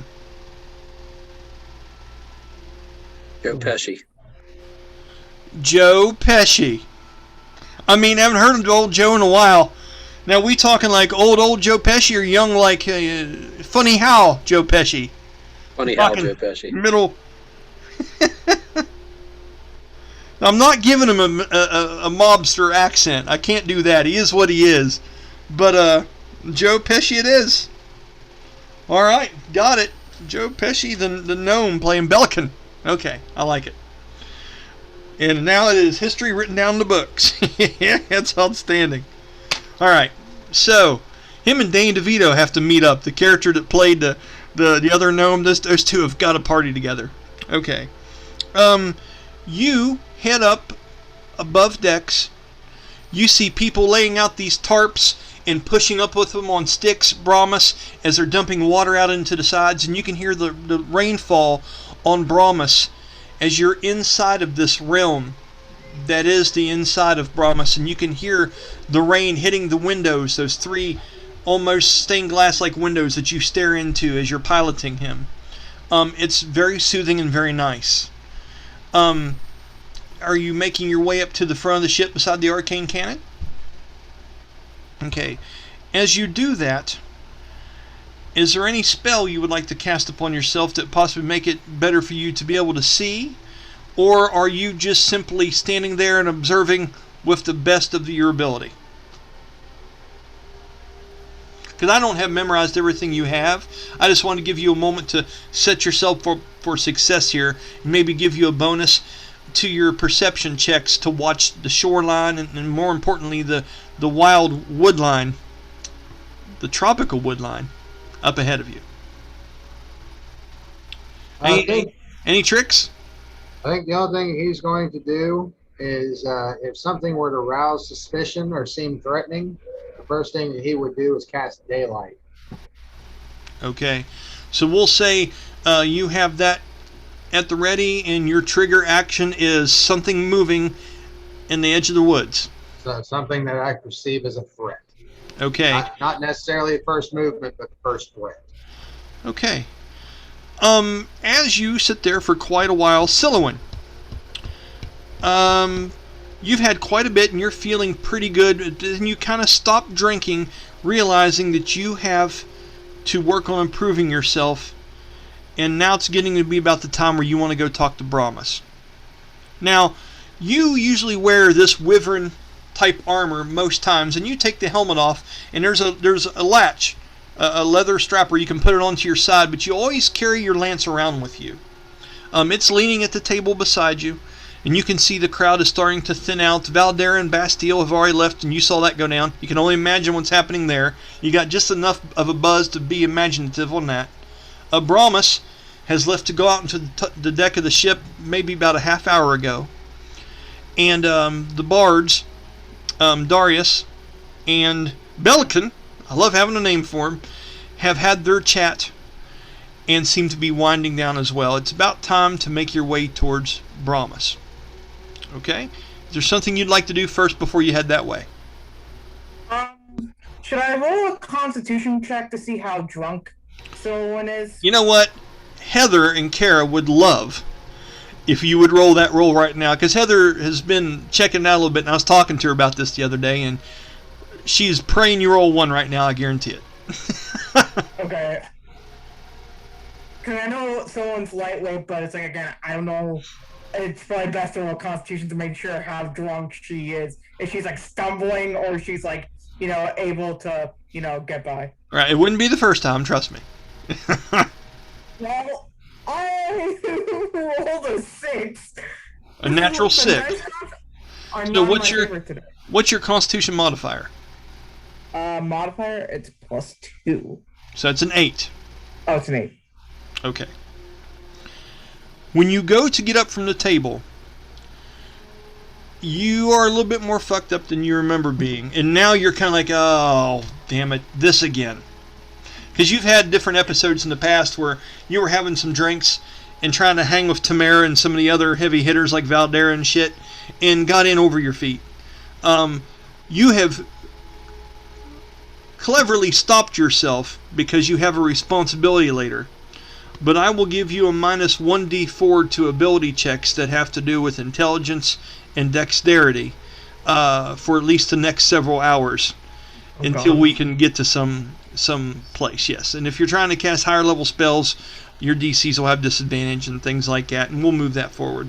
So, just for the hell of it, I would like for you to roll what I like to call a composure check, which is your charisma, and this is to see how you maintain your, let's call it a performance.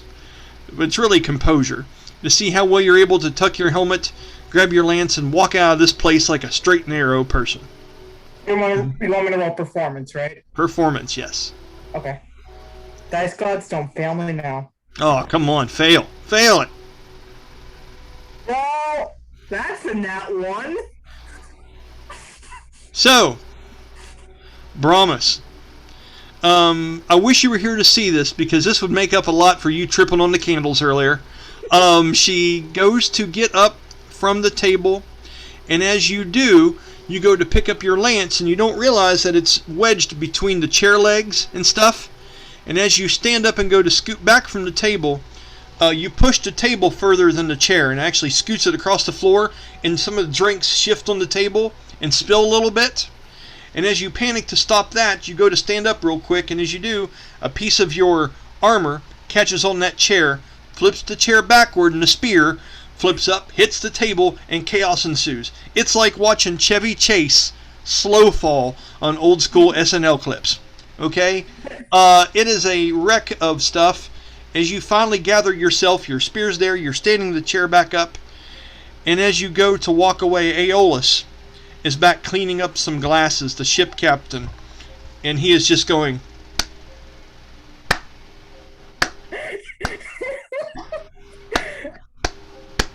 okay? Could not look happier as this happens. And he goes, I'll be sure to give Ignatius your approval of that one. I roll my eyes. And do I still have the bottle on me? Is it still like the table, or is it like smashed and broken by now? No, it started to spill and you're able to stand it up. That's what kind of caused all this confusion.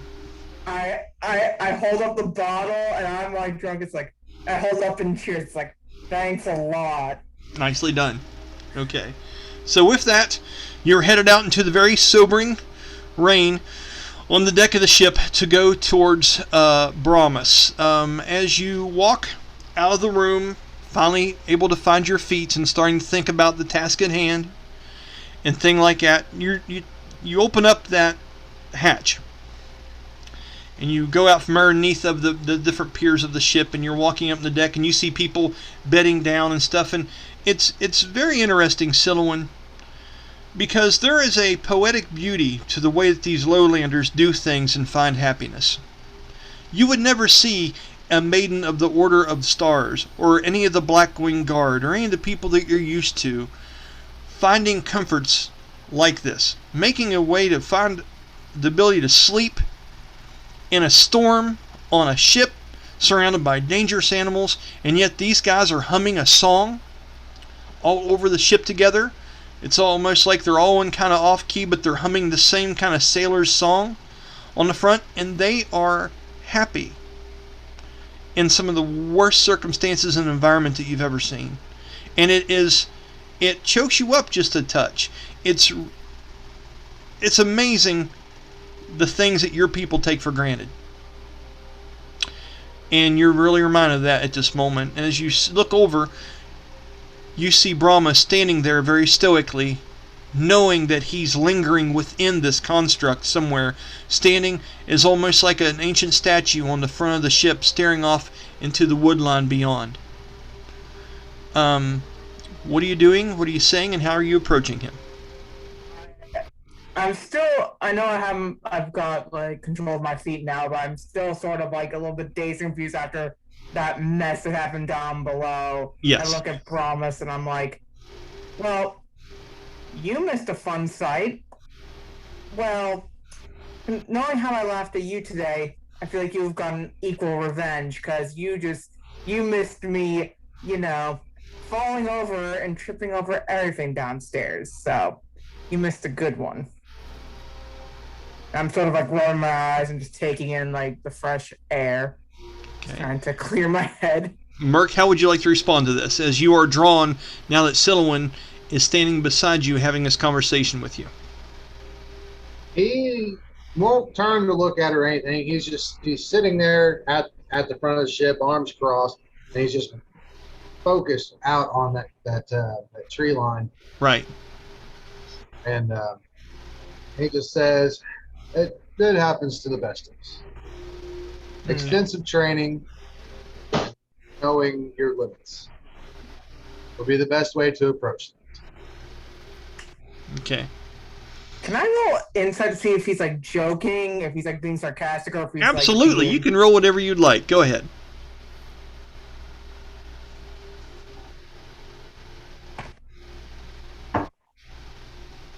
$18. Jeremy, are you telling her the straight truth, or are you being a little bit sarcastic? What would you like to reveal? That's straight truth. Okay. I nod. I'm like, and I'm sort of like relieved that he's not, laughing at me. Right. I'm like, thank you for words of wisdom. I needed that. Okay. So, would you like to address him about the training now so he can begin that? Yeah. Yes. So go ahead and address him there, and then Jeremy, you can react to that how you would. I don't know if you've thought up this process or how you'd like for it to look visually. I'll let you two have your moment in the sun here. Go ahead and have that conversation. And after I say what I say, I look at Brahmus and I'm like, it's now a good time for training. I feel like it is, since everybody's winding down and we have time for ourselves. What do you say? At that point, he would turn to look at her. Does Sylowen look at all hurt or worn? No, I think you got a little bit of healing earlier. You had a hard time during the battle, and I can't remember, but didn't somebody already kind of take care of her a little bit? Was it Basteil? Yeah. I know she got something, but I don't know if she was fully up or not. We said she was about 75%, and with being downstairs and hanging out and have some drinks, she's rough. I'd say she's 75-80% of full hit points right now, and getting ready for a long rest whenever it's time. He would look at her, seeing how she looks, and probably knowing too that she's had a few drinks, possibly a few too many. He gets out the EpiPen. I cast EpiPen. No, go ahead, man. Not tonight. Tonight's a night for rest. Okay. Let's make it to where we're going and take care of what's necessary. We'll talk about it. No sense overtraining yourself. It can be deadly. And I know you have a tendency to do so. So, Sylowen, how stubborn do you want to be in this instance? Do you want to prove to him that you are capable and you are going to do this, or are you going to take his advice? How do you want to take this? I feel like, considering the state that I'm in, I would say that, like, when she's drunk, she's a little bit more on, like, the one on the side of, like, drunk where she just wants to fall asleep and just sleep it off. So while she's a little annoyed, she's just like, I always say this, but you're right. I'll never stop saying that. Okay. I know I am. I roll my eyes at that comment. It's like, yeah, you don't need to. I get it. Okay. And where are you going after that, Sylowen? Just a brief description. Would you like to try to sleep out up here, stay by him, and sleep somewhere close to where Brahmus is actually at, and help watch the front of the ship and kind of your thing? Do you want to go below decks where they've got the cot set up for everybody? Do you want to find a hammock up here? Where is it you would like to go for the end of the night? Considering that she's very curious about the lowlanders, she's going to try to find a hammock just to, sort of, well, obviously fall asleep, but, be able to, like, observe, like, different lowlander behavior before she goes to bed. Okay. All right. So, with that, we'll get to you here in just a minute, Danny. Okay? Darius. Where is it you were going to end your night at again? In his quarters, correct? In Aeolus's main chamber, his own personal quarters. Yes. Okay. Yep. Let's go ahead and say that you've got to that point. Okay? Okay. As you go back into that room, Dayhon, you have been known before Aeolus left for the night to go stay beside Oma, that Aeolus wanted to keep an eye on this one, that no one just walks out of hell without bringing a little piece of it with them. And he's not trying to cause any kind of panic on the ship, but he does want for someone to be watched. And he has asked you to go ahead and stay the night and sleep outside of his quarters door, which you've done many, many nights before. So I would say you've went over, sitting on the floor with a bedroll underneath of you, leaning up there with your jug half empty, sitting beside you there, about half drunk and just one eye open, as Darius slowly walks up to the door. He does not have a key. You would have the only one to open up and unlock the door for him. He approaches, and you see this large Pacific Islander, tattooed with a big old jug half open, just laying there, broad-chested. Danny wears this thing called the Behemoth's Mantle, and it looks like it's a coarse beast hair vest. And there's shoulder plates on the sides and gauntlets and shin guards that look like they're made out of some kind of black onyx-like hoof material that have been crafted almost primitively with some kind of decorations on his shoulders and stuff. Very tough-looking guy, intimidating, and he is sitting there with one eye open as you approach to go to the door. Danny, now that you've gotten up, is there anything you'd like to say to him as he approaches you? A bad quarters for your first night. Well, I'm grateful, but I would take anywhere private at this point, so can you let me in?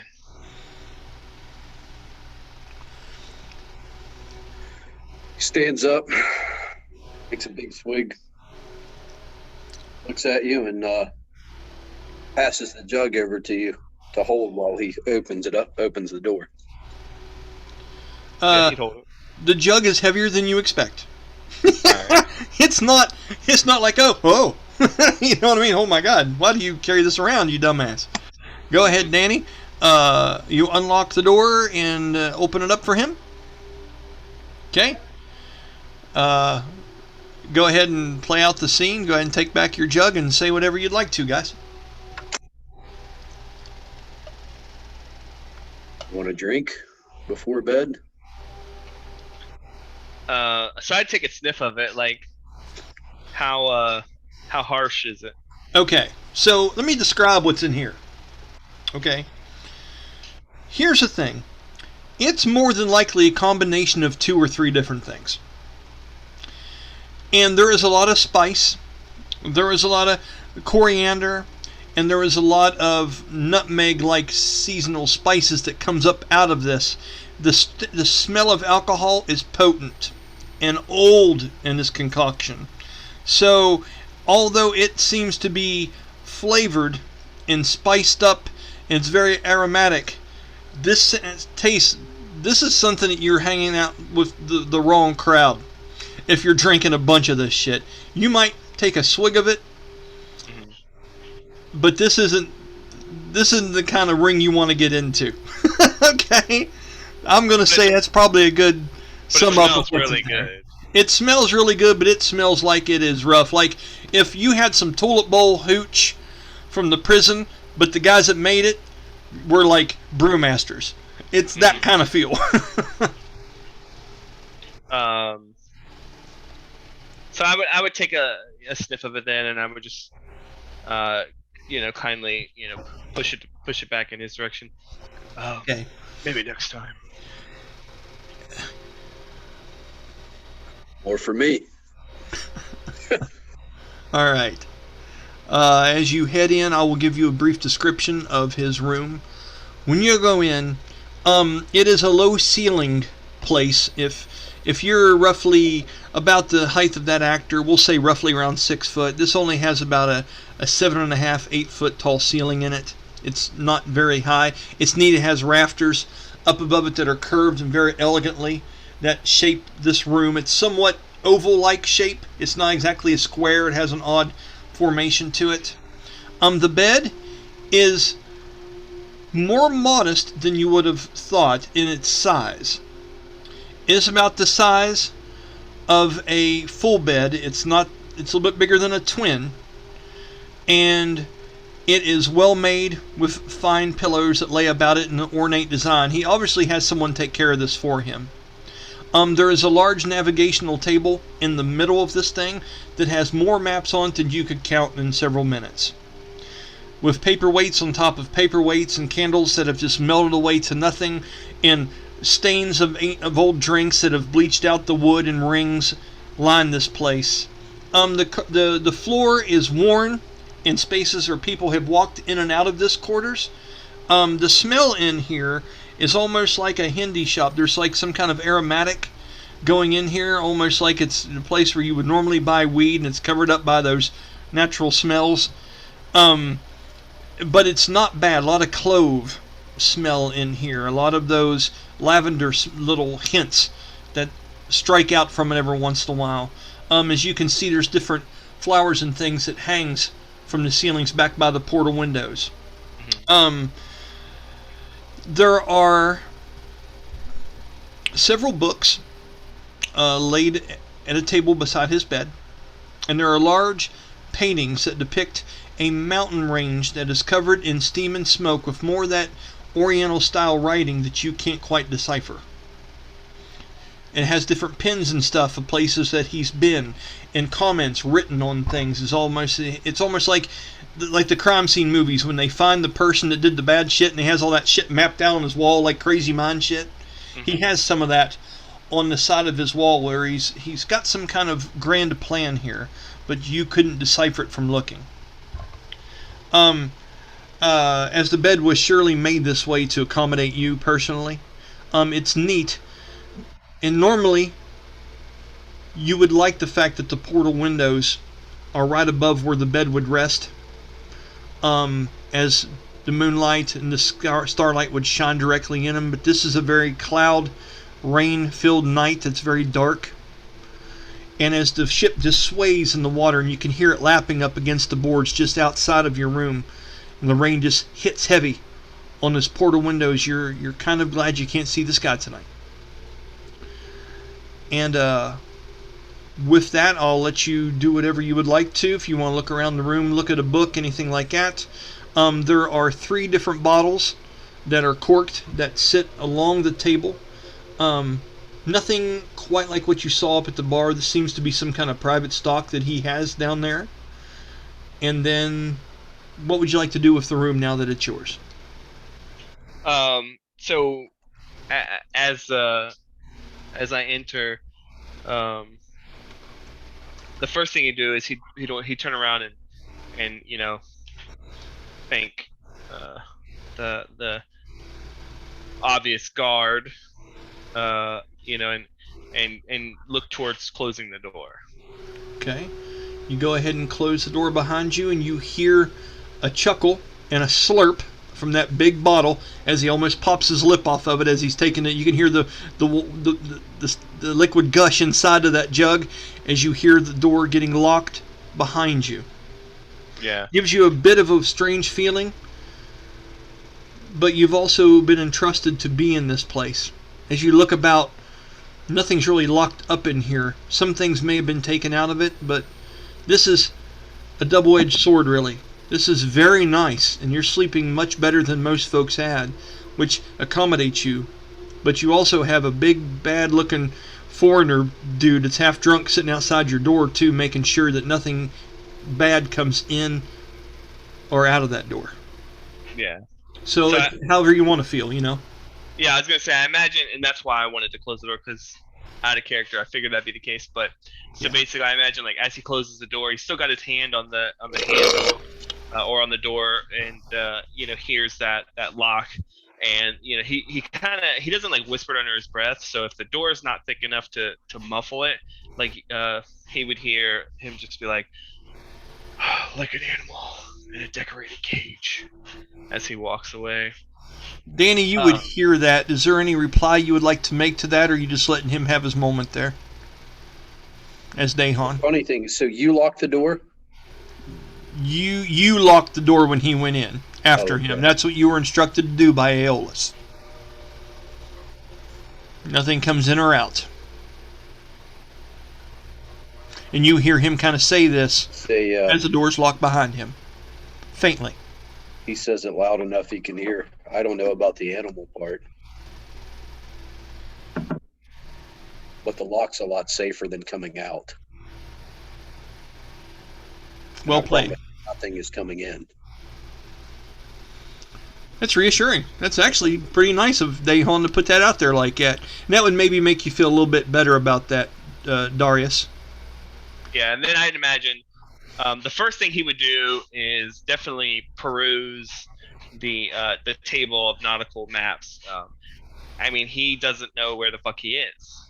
Right? Like, so he is now. I imagine he's now on his one-track mind of where am I and how do I get back to where I need to go. Okay. So he would be investigating that area. Awesome. I would like to go, if it's okay with you guys, I would like to go to at least 10 because there's some other things I would like to do. Is that okay with you guys tonight or not? Yeah. Jeremy, you okay with that? Okay, cool. Thank you. I appreciate that. I know I've got to get up at 5:30 in the morning, but this is worth it to me tonight to go a little bit further. There's some things I want to get to. And I've had to change some things because now Sylowen's not with Brahmus. That changes a little bit of shit. Thanks for that, Jeremy. But it's all good. That's what we do. We steer things. So, as you do, roll me an investigation check, Corey. And by the way, thanks for everyone being patient because I am getting around the room and you all are having really good interactions and stories and stuff and being involved in each person's turn in this. It makes it really nice. So thank you for being patient. And now it's Corey's turn for a little bit. So that would be 16. Not too bad. You recognize by the markers that he has placed on that central map that we are we had a certain line that we were going to follow to get to where we're at, but we got detoured.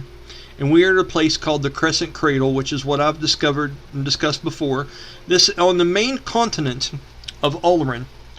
There is a place to the southeast called Thornwood, and we had went over top of that and veered to the west, went across the Bay of Hope, which is almost looks like the Gulf of Mexico kind of on the map, and went past the homeland of Oma. Begins with a W again, I can't remember right off the top of my head. Kind of the birthplace of civilization. And we have went down into the very first island of 4 of a place called the Crescent Cradle. Now, there are certain notations and things of information in books that he has laying there beside the bed rest that talk about this area, that talk about what kind of people were from here, their religions, what's to expect here, the ancient large creatures. Like I've told these guys many times, this is almost like the D&D version of Skull Island. And I've based these islands off of the 3 or 4 ancient cultures of the place which is now Mexico, which you have the Aztecs, the Mayans, and the Incans. Of those, each one of these islands represents kind of one of those times in history in a D&D form. So you'll have the first island we're at, which is called Tulua.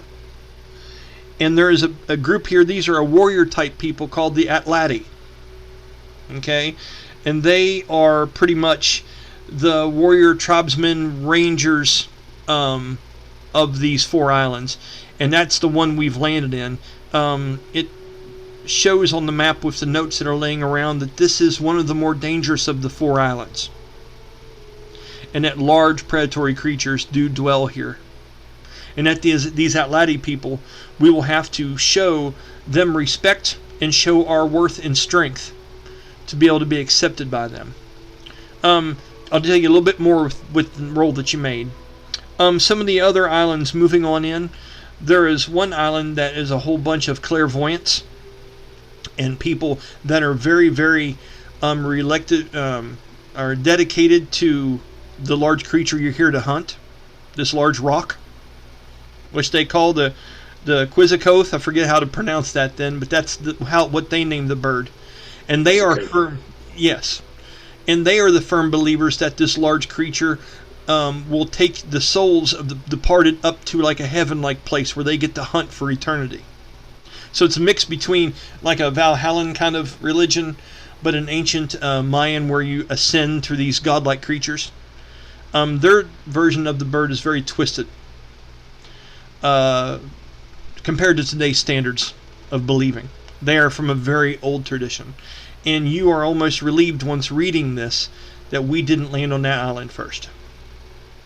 You don't know what we'd be sacrificed to. You don't know what they would think of us being there to possibly defeat or take the eggs from this large creature or whatever we're here to do.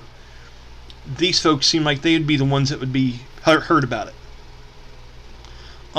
That would be all that roll would be able to get you. You would know where you're at on the map, and you would have read about those 2 islands. He would have had that much information in the books and on the table.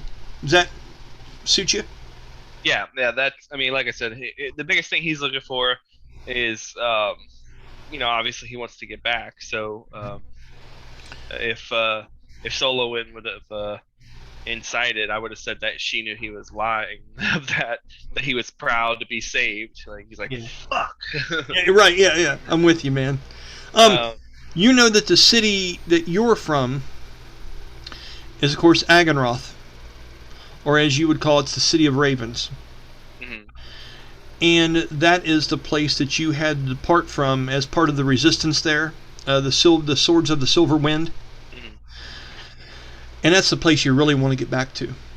Yeah. Because you and Marlissa and Roland, this other character you haven't seen for a long, long time ago, were very well thought of, important pieces of that resistance. And I'll explain to you more about that conflict later in your role to play in it.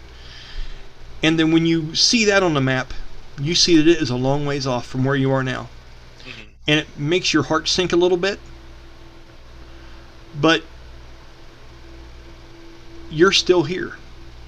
You're still alive. And that means there's still hope. Not just for you and for that city, but for her. And you can only imagine as you look out that portal window and you can't see the moon, thankfully, that somewhere she's out in the forest roaming right now. Possibly losing memories day by day of who she actually is. And then you get that urgency in your chest again. And you think about that lost page. Why did I rip that out? There's something I need to focus on. And you find yourself weary and tired of all this thought. You just need some time to clear your head and sit down and think. As much as you don't want to think about nightmarish type stuff, it's nothing for you to put yourself through that kind of mental drama. Just try to solve this riddle that your own head has written. You just got to figure out the words. Mm-hmm. And with that, if you're okay with it, I can say that you would finally start to find rest in the room at some point, unless there's something else you'd like to do. Oh, there is one other thing, but he can do it in the morning, if it matters. Basically, the other thing he'd want to do is obviously knowing that where he is right now. I mean, he's not stupid, so he knows he's on this ship. He can't do anything but go along with the ship, and he sees that they're far away off. But I assume that means like it's saying like they are going to head that way at some point on that map. It's just, you know. Well, the city. Go ahead. I'm sorry. Go ahead. Oh, so the gist is he'd want to look over that, you know, that whole stringed up, you know, murder mystery-esque vibe thing, because he wants to figure out how he can help progress that process to get him quicker to his goal. You know, how can I help? How can I support this to get to where I want to be? Now, like I said, he can do that in the morning. If Well, it's okay to dwell on that. The one thing I will tell you is that you can see that the central place that they are from is a capital city called New Gemdar, which you have personally never been to. You know that Roland, your brother in arms, the other part of the Silver Wind, took refuge there when he departed from Agenroth, or the City of Ravens, because they had made things and made his life extraordinarily difficult. He begged for you to go with him, and you refused to. You said, I have to stay back behind and see if I can fix this thing that's been done to my beloved. And you hadn't seen Roland since then. That would be a good place to start, and if that's where the ship's from, it is not so far from there to fly to Agenroth. Mm-hmm. You have doubled the distance by coming on the ship when you did, and to think about how lucky you are that they encountered these people. There is a song in this, and you know it. This is just too... Your journey has been amazing. And it's neat to look at that little tack and realize that's where I am now. And this is where I was at. It's just a lot to soak in. Mm-hmm. Yeah, that's it. Yeah. Okay. Brahmus as well. Sylowen, did you say you were going to end your night there by him somewhere, or where'd you say you were going again? I'm sorry. You wanted to look at I said I was lowlanders. I was going to be at the lowlanders. Okay. Well, I'll say that you find yourself a hammock that has a tarp over top of it where you can sleep up above the deck because you want to see if you can find the same happiness that the lowlanders have. So you're doing that underneath these tarps as the rain pours down on them, maybe leaks a little bit here and there, and you find yourself in a hammock and you take off the wyvern armor and hang on pegs on the side of one of those big masts in the middle of the ship, and you feel yourself swaying with the warm, gentle breeze of this tropical island as the boat rocks back and forth, and rain every once in a while will blow in a little sideways and just lightly water your face every so often. As you find like this connection with nature, you almost feel the song that this storm is bringing on. Okay. And you would slumber in a place where you could every once in a while open your eye and see the stoic Brahmus standing on the front of the ship every once in a while just to check on him, as the rain might slightly wake you up every now and again. Okay? So, I'll go ahead and start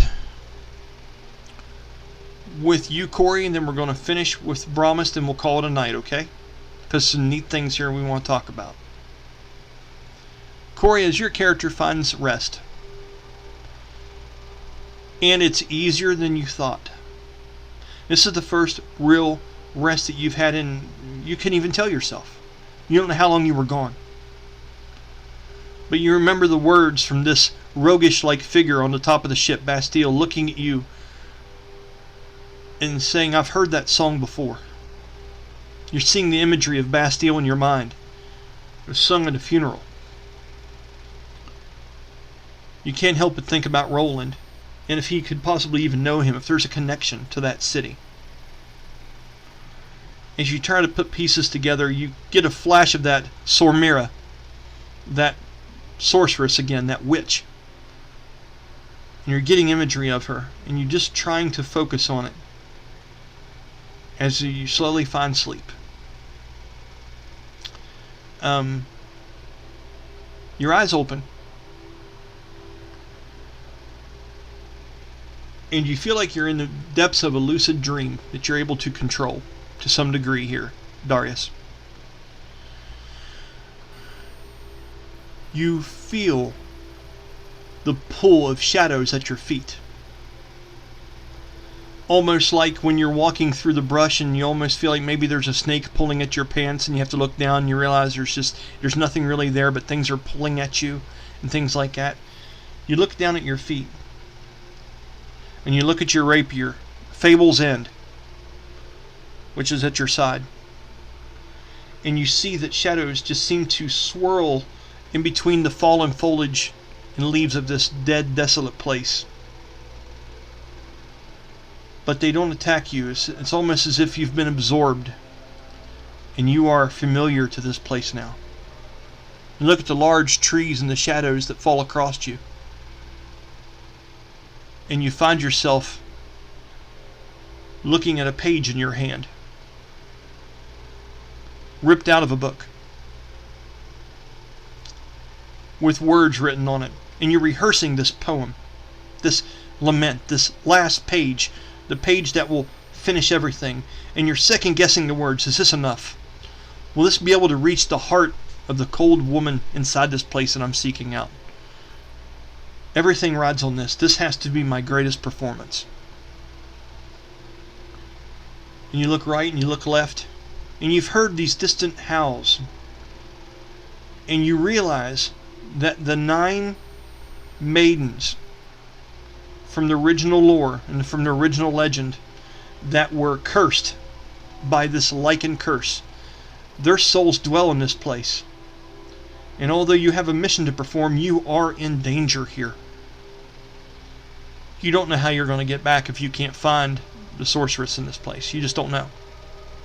And it doesn't matter, because going back without finishing this isn't an option for you.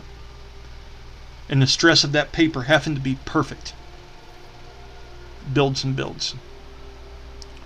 With that moment, I'd like to share something with you. Okay.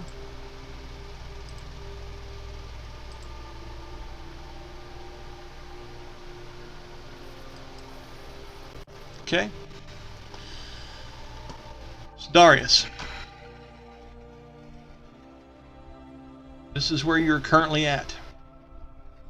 Let me move this here a little bit.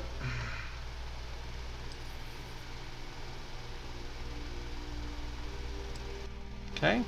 Can you guys see the map okay? Yeah, I see a Okay. tree. Yes. This is you here, Darius. The shadows of the trees are laying over top of you. There is a light rain and a heavy fog in this place. It is vast. And you've been searching through this for an amount of days you're not sure of, looking for this Sormira, this sorceress, this woman. And as you search out, you hear a sad crying sound come from the forest maybe some 40 foot off from you. And then another. And then another. And the following things come into view. Let me move around here real quick and I'll show you.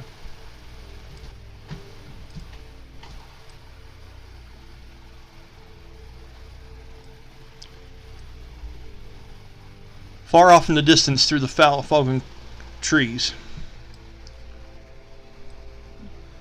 you see these lost souls of these maidens, these women that were actually scorned by the adulterous lover from the rhymes and stories. In a distance, with hollow eyes, barely clinging to this plane, transparent as they wisp in between the fog and trees in the distance. They linger around. They haven't noticed you yet.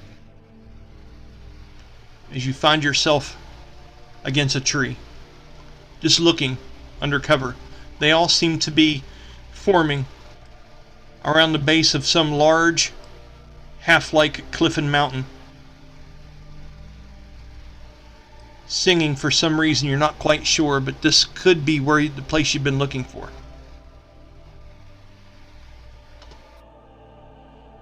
In that moment, what are you doing?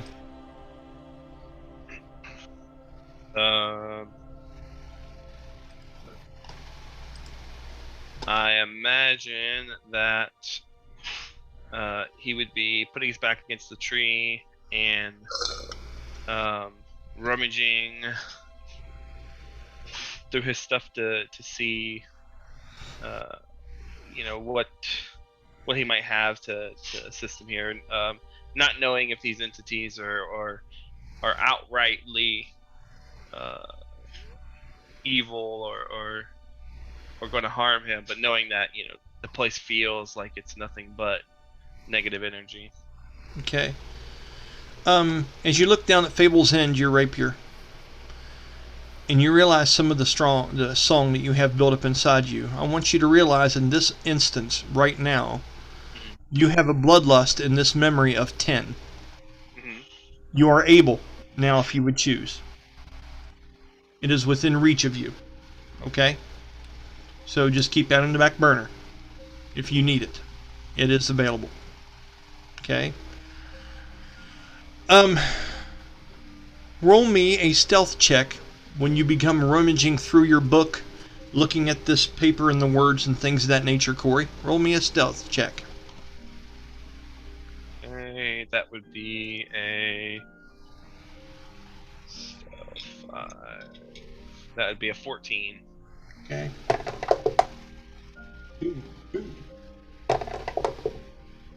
Ooh.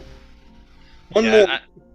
I imagine what he's doing is like he's rummaging through, and then he's basically pulling out his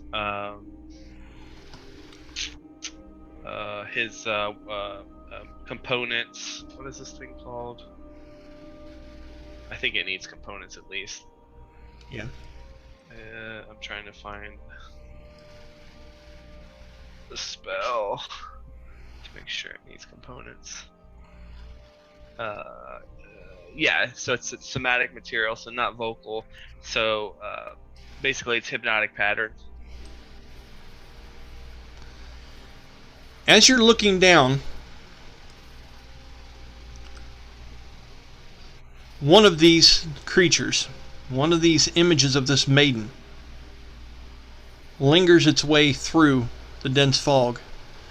It's almost like when you're driving your car and you were looking down at something for a moment, then you look back up and things are closer than you remember them being. Mm-hmm. And two of these figures have heard or noticed something in your general direction. And as you look up, you can see that they are underneath the shadows of the trees. And one actually is looking at you in straight silence, with its head twisted sideways in an unnatural way. Empty, the face of this maiden. Her eyes just glowing an off-white. As she looks at you emptily, her mouth opens up slowly, and no words escape. And she has locked eyes with you as the other one over here is still just lingering, but much closer than it was before. As you have locked eyes with this one, what is it that you're doing in that moment? As you're partially obscured by the large trees that you're crouched down in between. Let's see.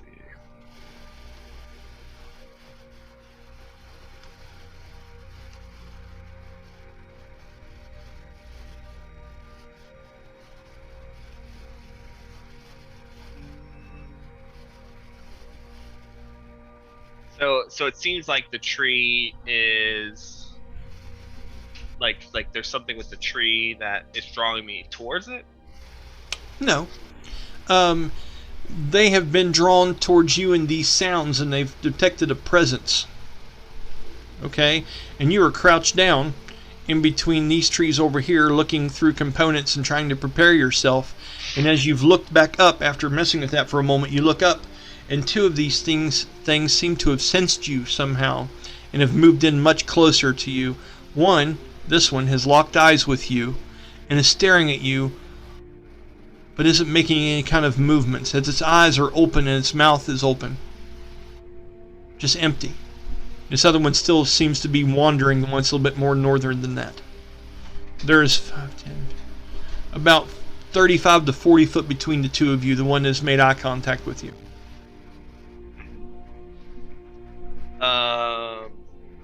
I mean, does it seem hostile?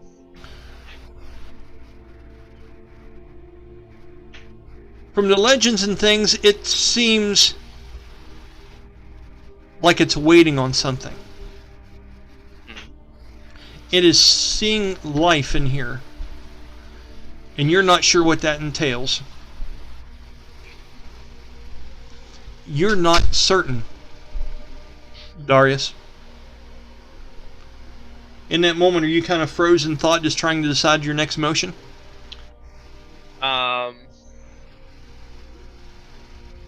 So I guess I'd imagine that he would, like, these women were kind of part of this pattern of that adulterous that were then kind of cursed in their own right.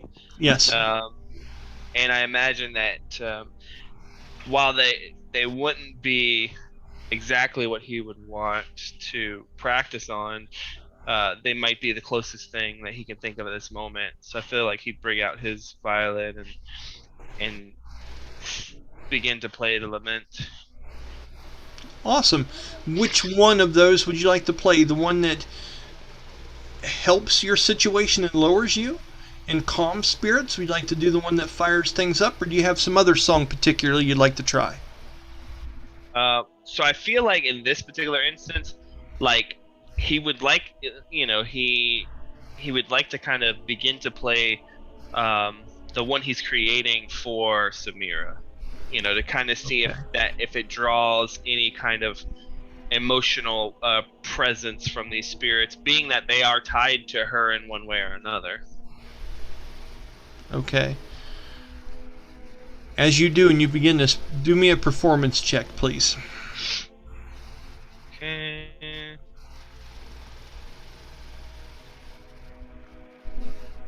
That would be a 24. Well done. As you do this, then we're getting ready to move to Germany, then we'll end for the night. As you do this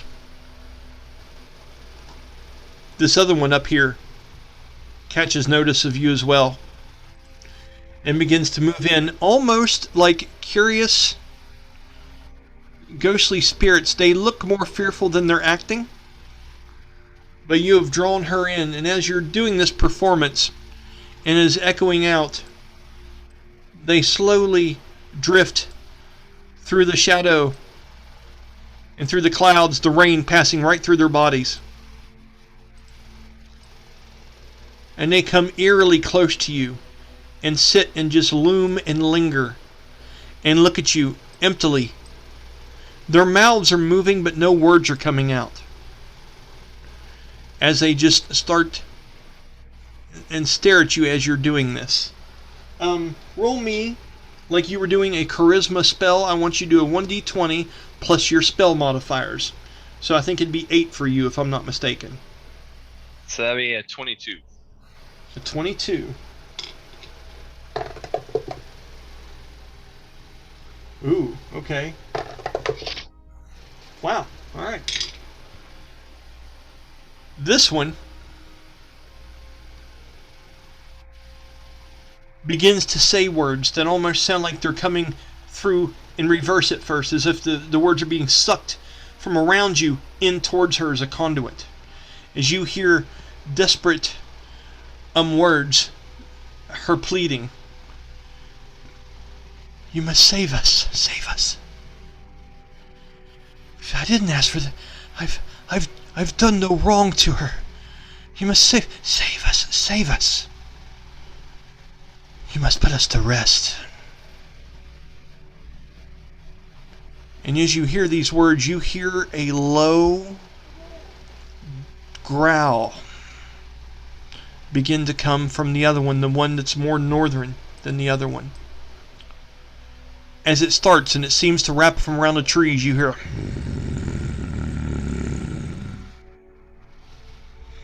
your heart pounds a little bit. As this one seems to look towards you, and you can see her hands start to move and twitch and take on a shape. You know the pain that she's going through right now. And even though you've done very well with the song with a natural 20, on her part, you see something happen.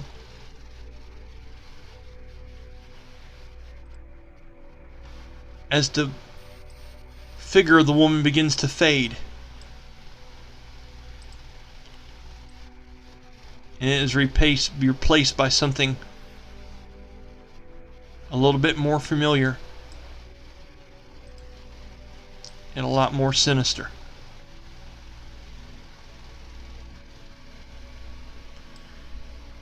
As she transforms, and the curse has even followed her to this place.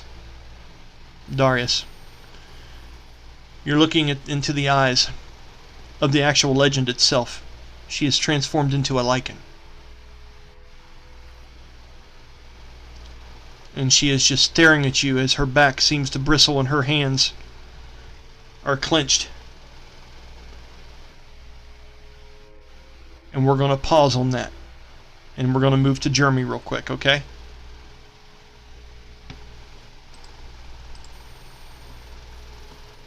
Jeremy. As you were inside of Brahmus, going over, what exactly would you say you're doing in there to pass the time for right now, Jeremy? We'll do this real quick, 10 minutes, then we'll wrap it up. I would say, if anything, given the events that's been going on, he would probably try to look around and see if there's any recollection of the Puritans that he might have ever known before. Anything about the shadow underneath them, you know, the things that happened with that. Trying to look up on any kind of published lore of the god of this area and of all of that. Basically, just kind of giving himself a real quick primer on what he's walking into based on the knowledge that he's gathered over the years. Okay. Now, just so you know, your camera for some reason is extraordinarily blurry. Yeah, I'm not sure why. It just kind of just... Might want to try wiping off the lens. Might be a little bit of humidity or a fingerprint or something on it. Well, it does like an auto adjust. And then it's like it gets caught on a close image and it just gets stuck there. It's all good. It's all good. I can still hear you and see you. We're fine. So,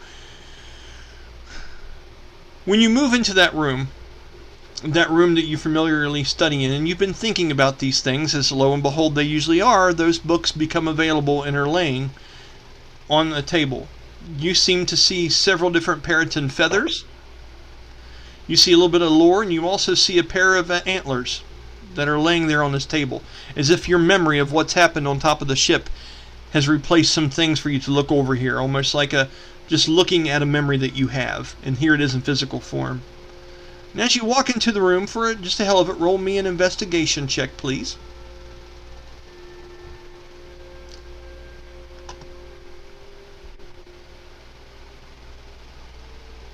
Five. Okay. For some reason, you feel drawn. You feel like your soul is somewhere else. You're remembering the taste of that drink from earlier and how amazing it is that you can do that now. And your mind is elsewhere. You're thinking about the stranger that came out from the shadows and what they must be going through. And you keep getting drawn back to the sound of the rain from the outside. And in the middle of all that, you feel a breeze come in, and it warms the back of your legs. And you feel as if the door behind you is open, like you're being watched. And you hear a strong female voice. What adventures would you seek in those books that you couldn't have on your own, Mercandal? You hear the familiar voice of Valendia, the Valkyrie. What do you do? He would give her a subtle nod. She's That's behind bad. you in the doorway. You'd have to turn around to greet her. That's what I mean. He'd like look over his shoulder and give her a nod to acknowledge her, but otherwise he's going to just keep flipping through the books. It's not for me. I'm looking for ways to better protect the ones that follow me around.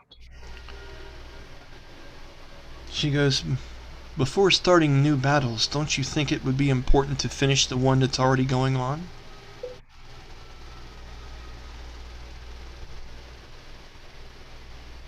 She walks across, and you can hear the metal boots hitting the floor as she walks along, her helmet on, her lance at her side. She walks over beside you. She looks down. She goes, the battle still continues, and you're needed.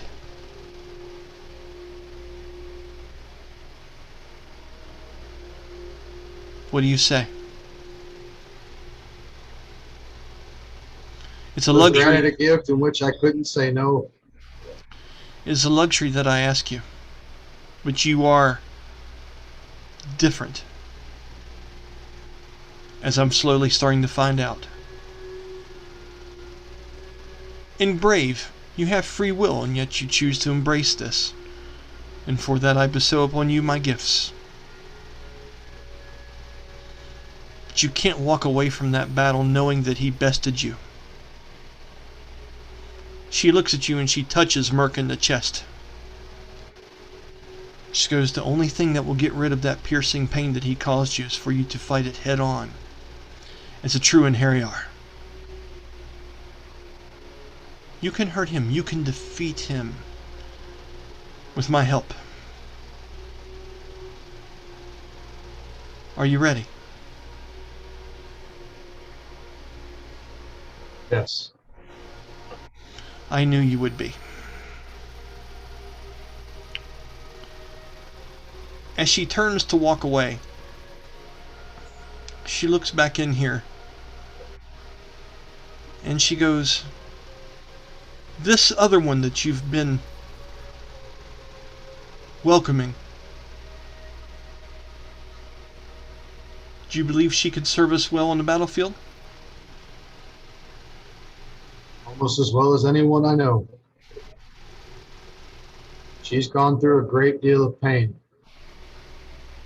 Then she has pain to cause others. Or she has a reason to save others from the pain. I'm always recruiting. I'm always looking for people to help in this fight. I will be in the main chamber. If you would so choose to have her tag along with you, I could promise her the same protection and maybe offer her a deal too upon the day that comes if another battle maiden would fall. I'll let that choice be yours, Mercandal. I will be waiting. And she turns and she walks away. So you have a choice now, Jeremy. You can go this alone and go and try to finish the battle that you started that's still raging on down in the hells. And she has said that if you want to, you could bring Sylowen along with you. And when and if you guys would fall, she would be under the same protections that you are in such a battle. But it would entail introducing her to the possibility of becoming an Inheriar herself one day. And you have to decide if it's a good thing or if it's a bad thing.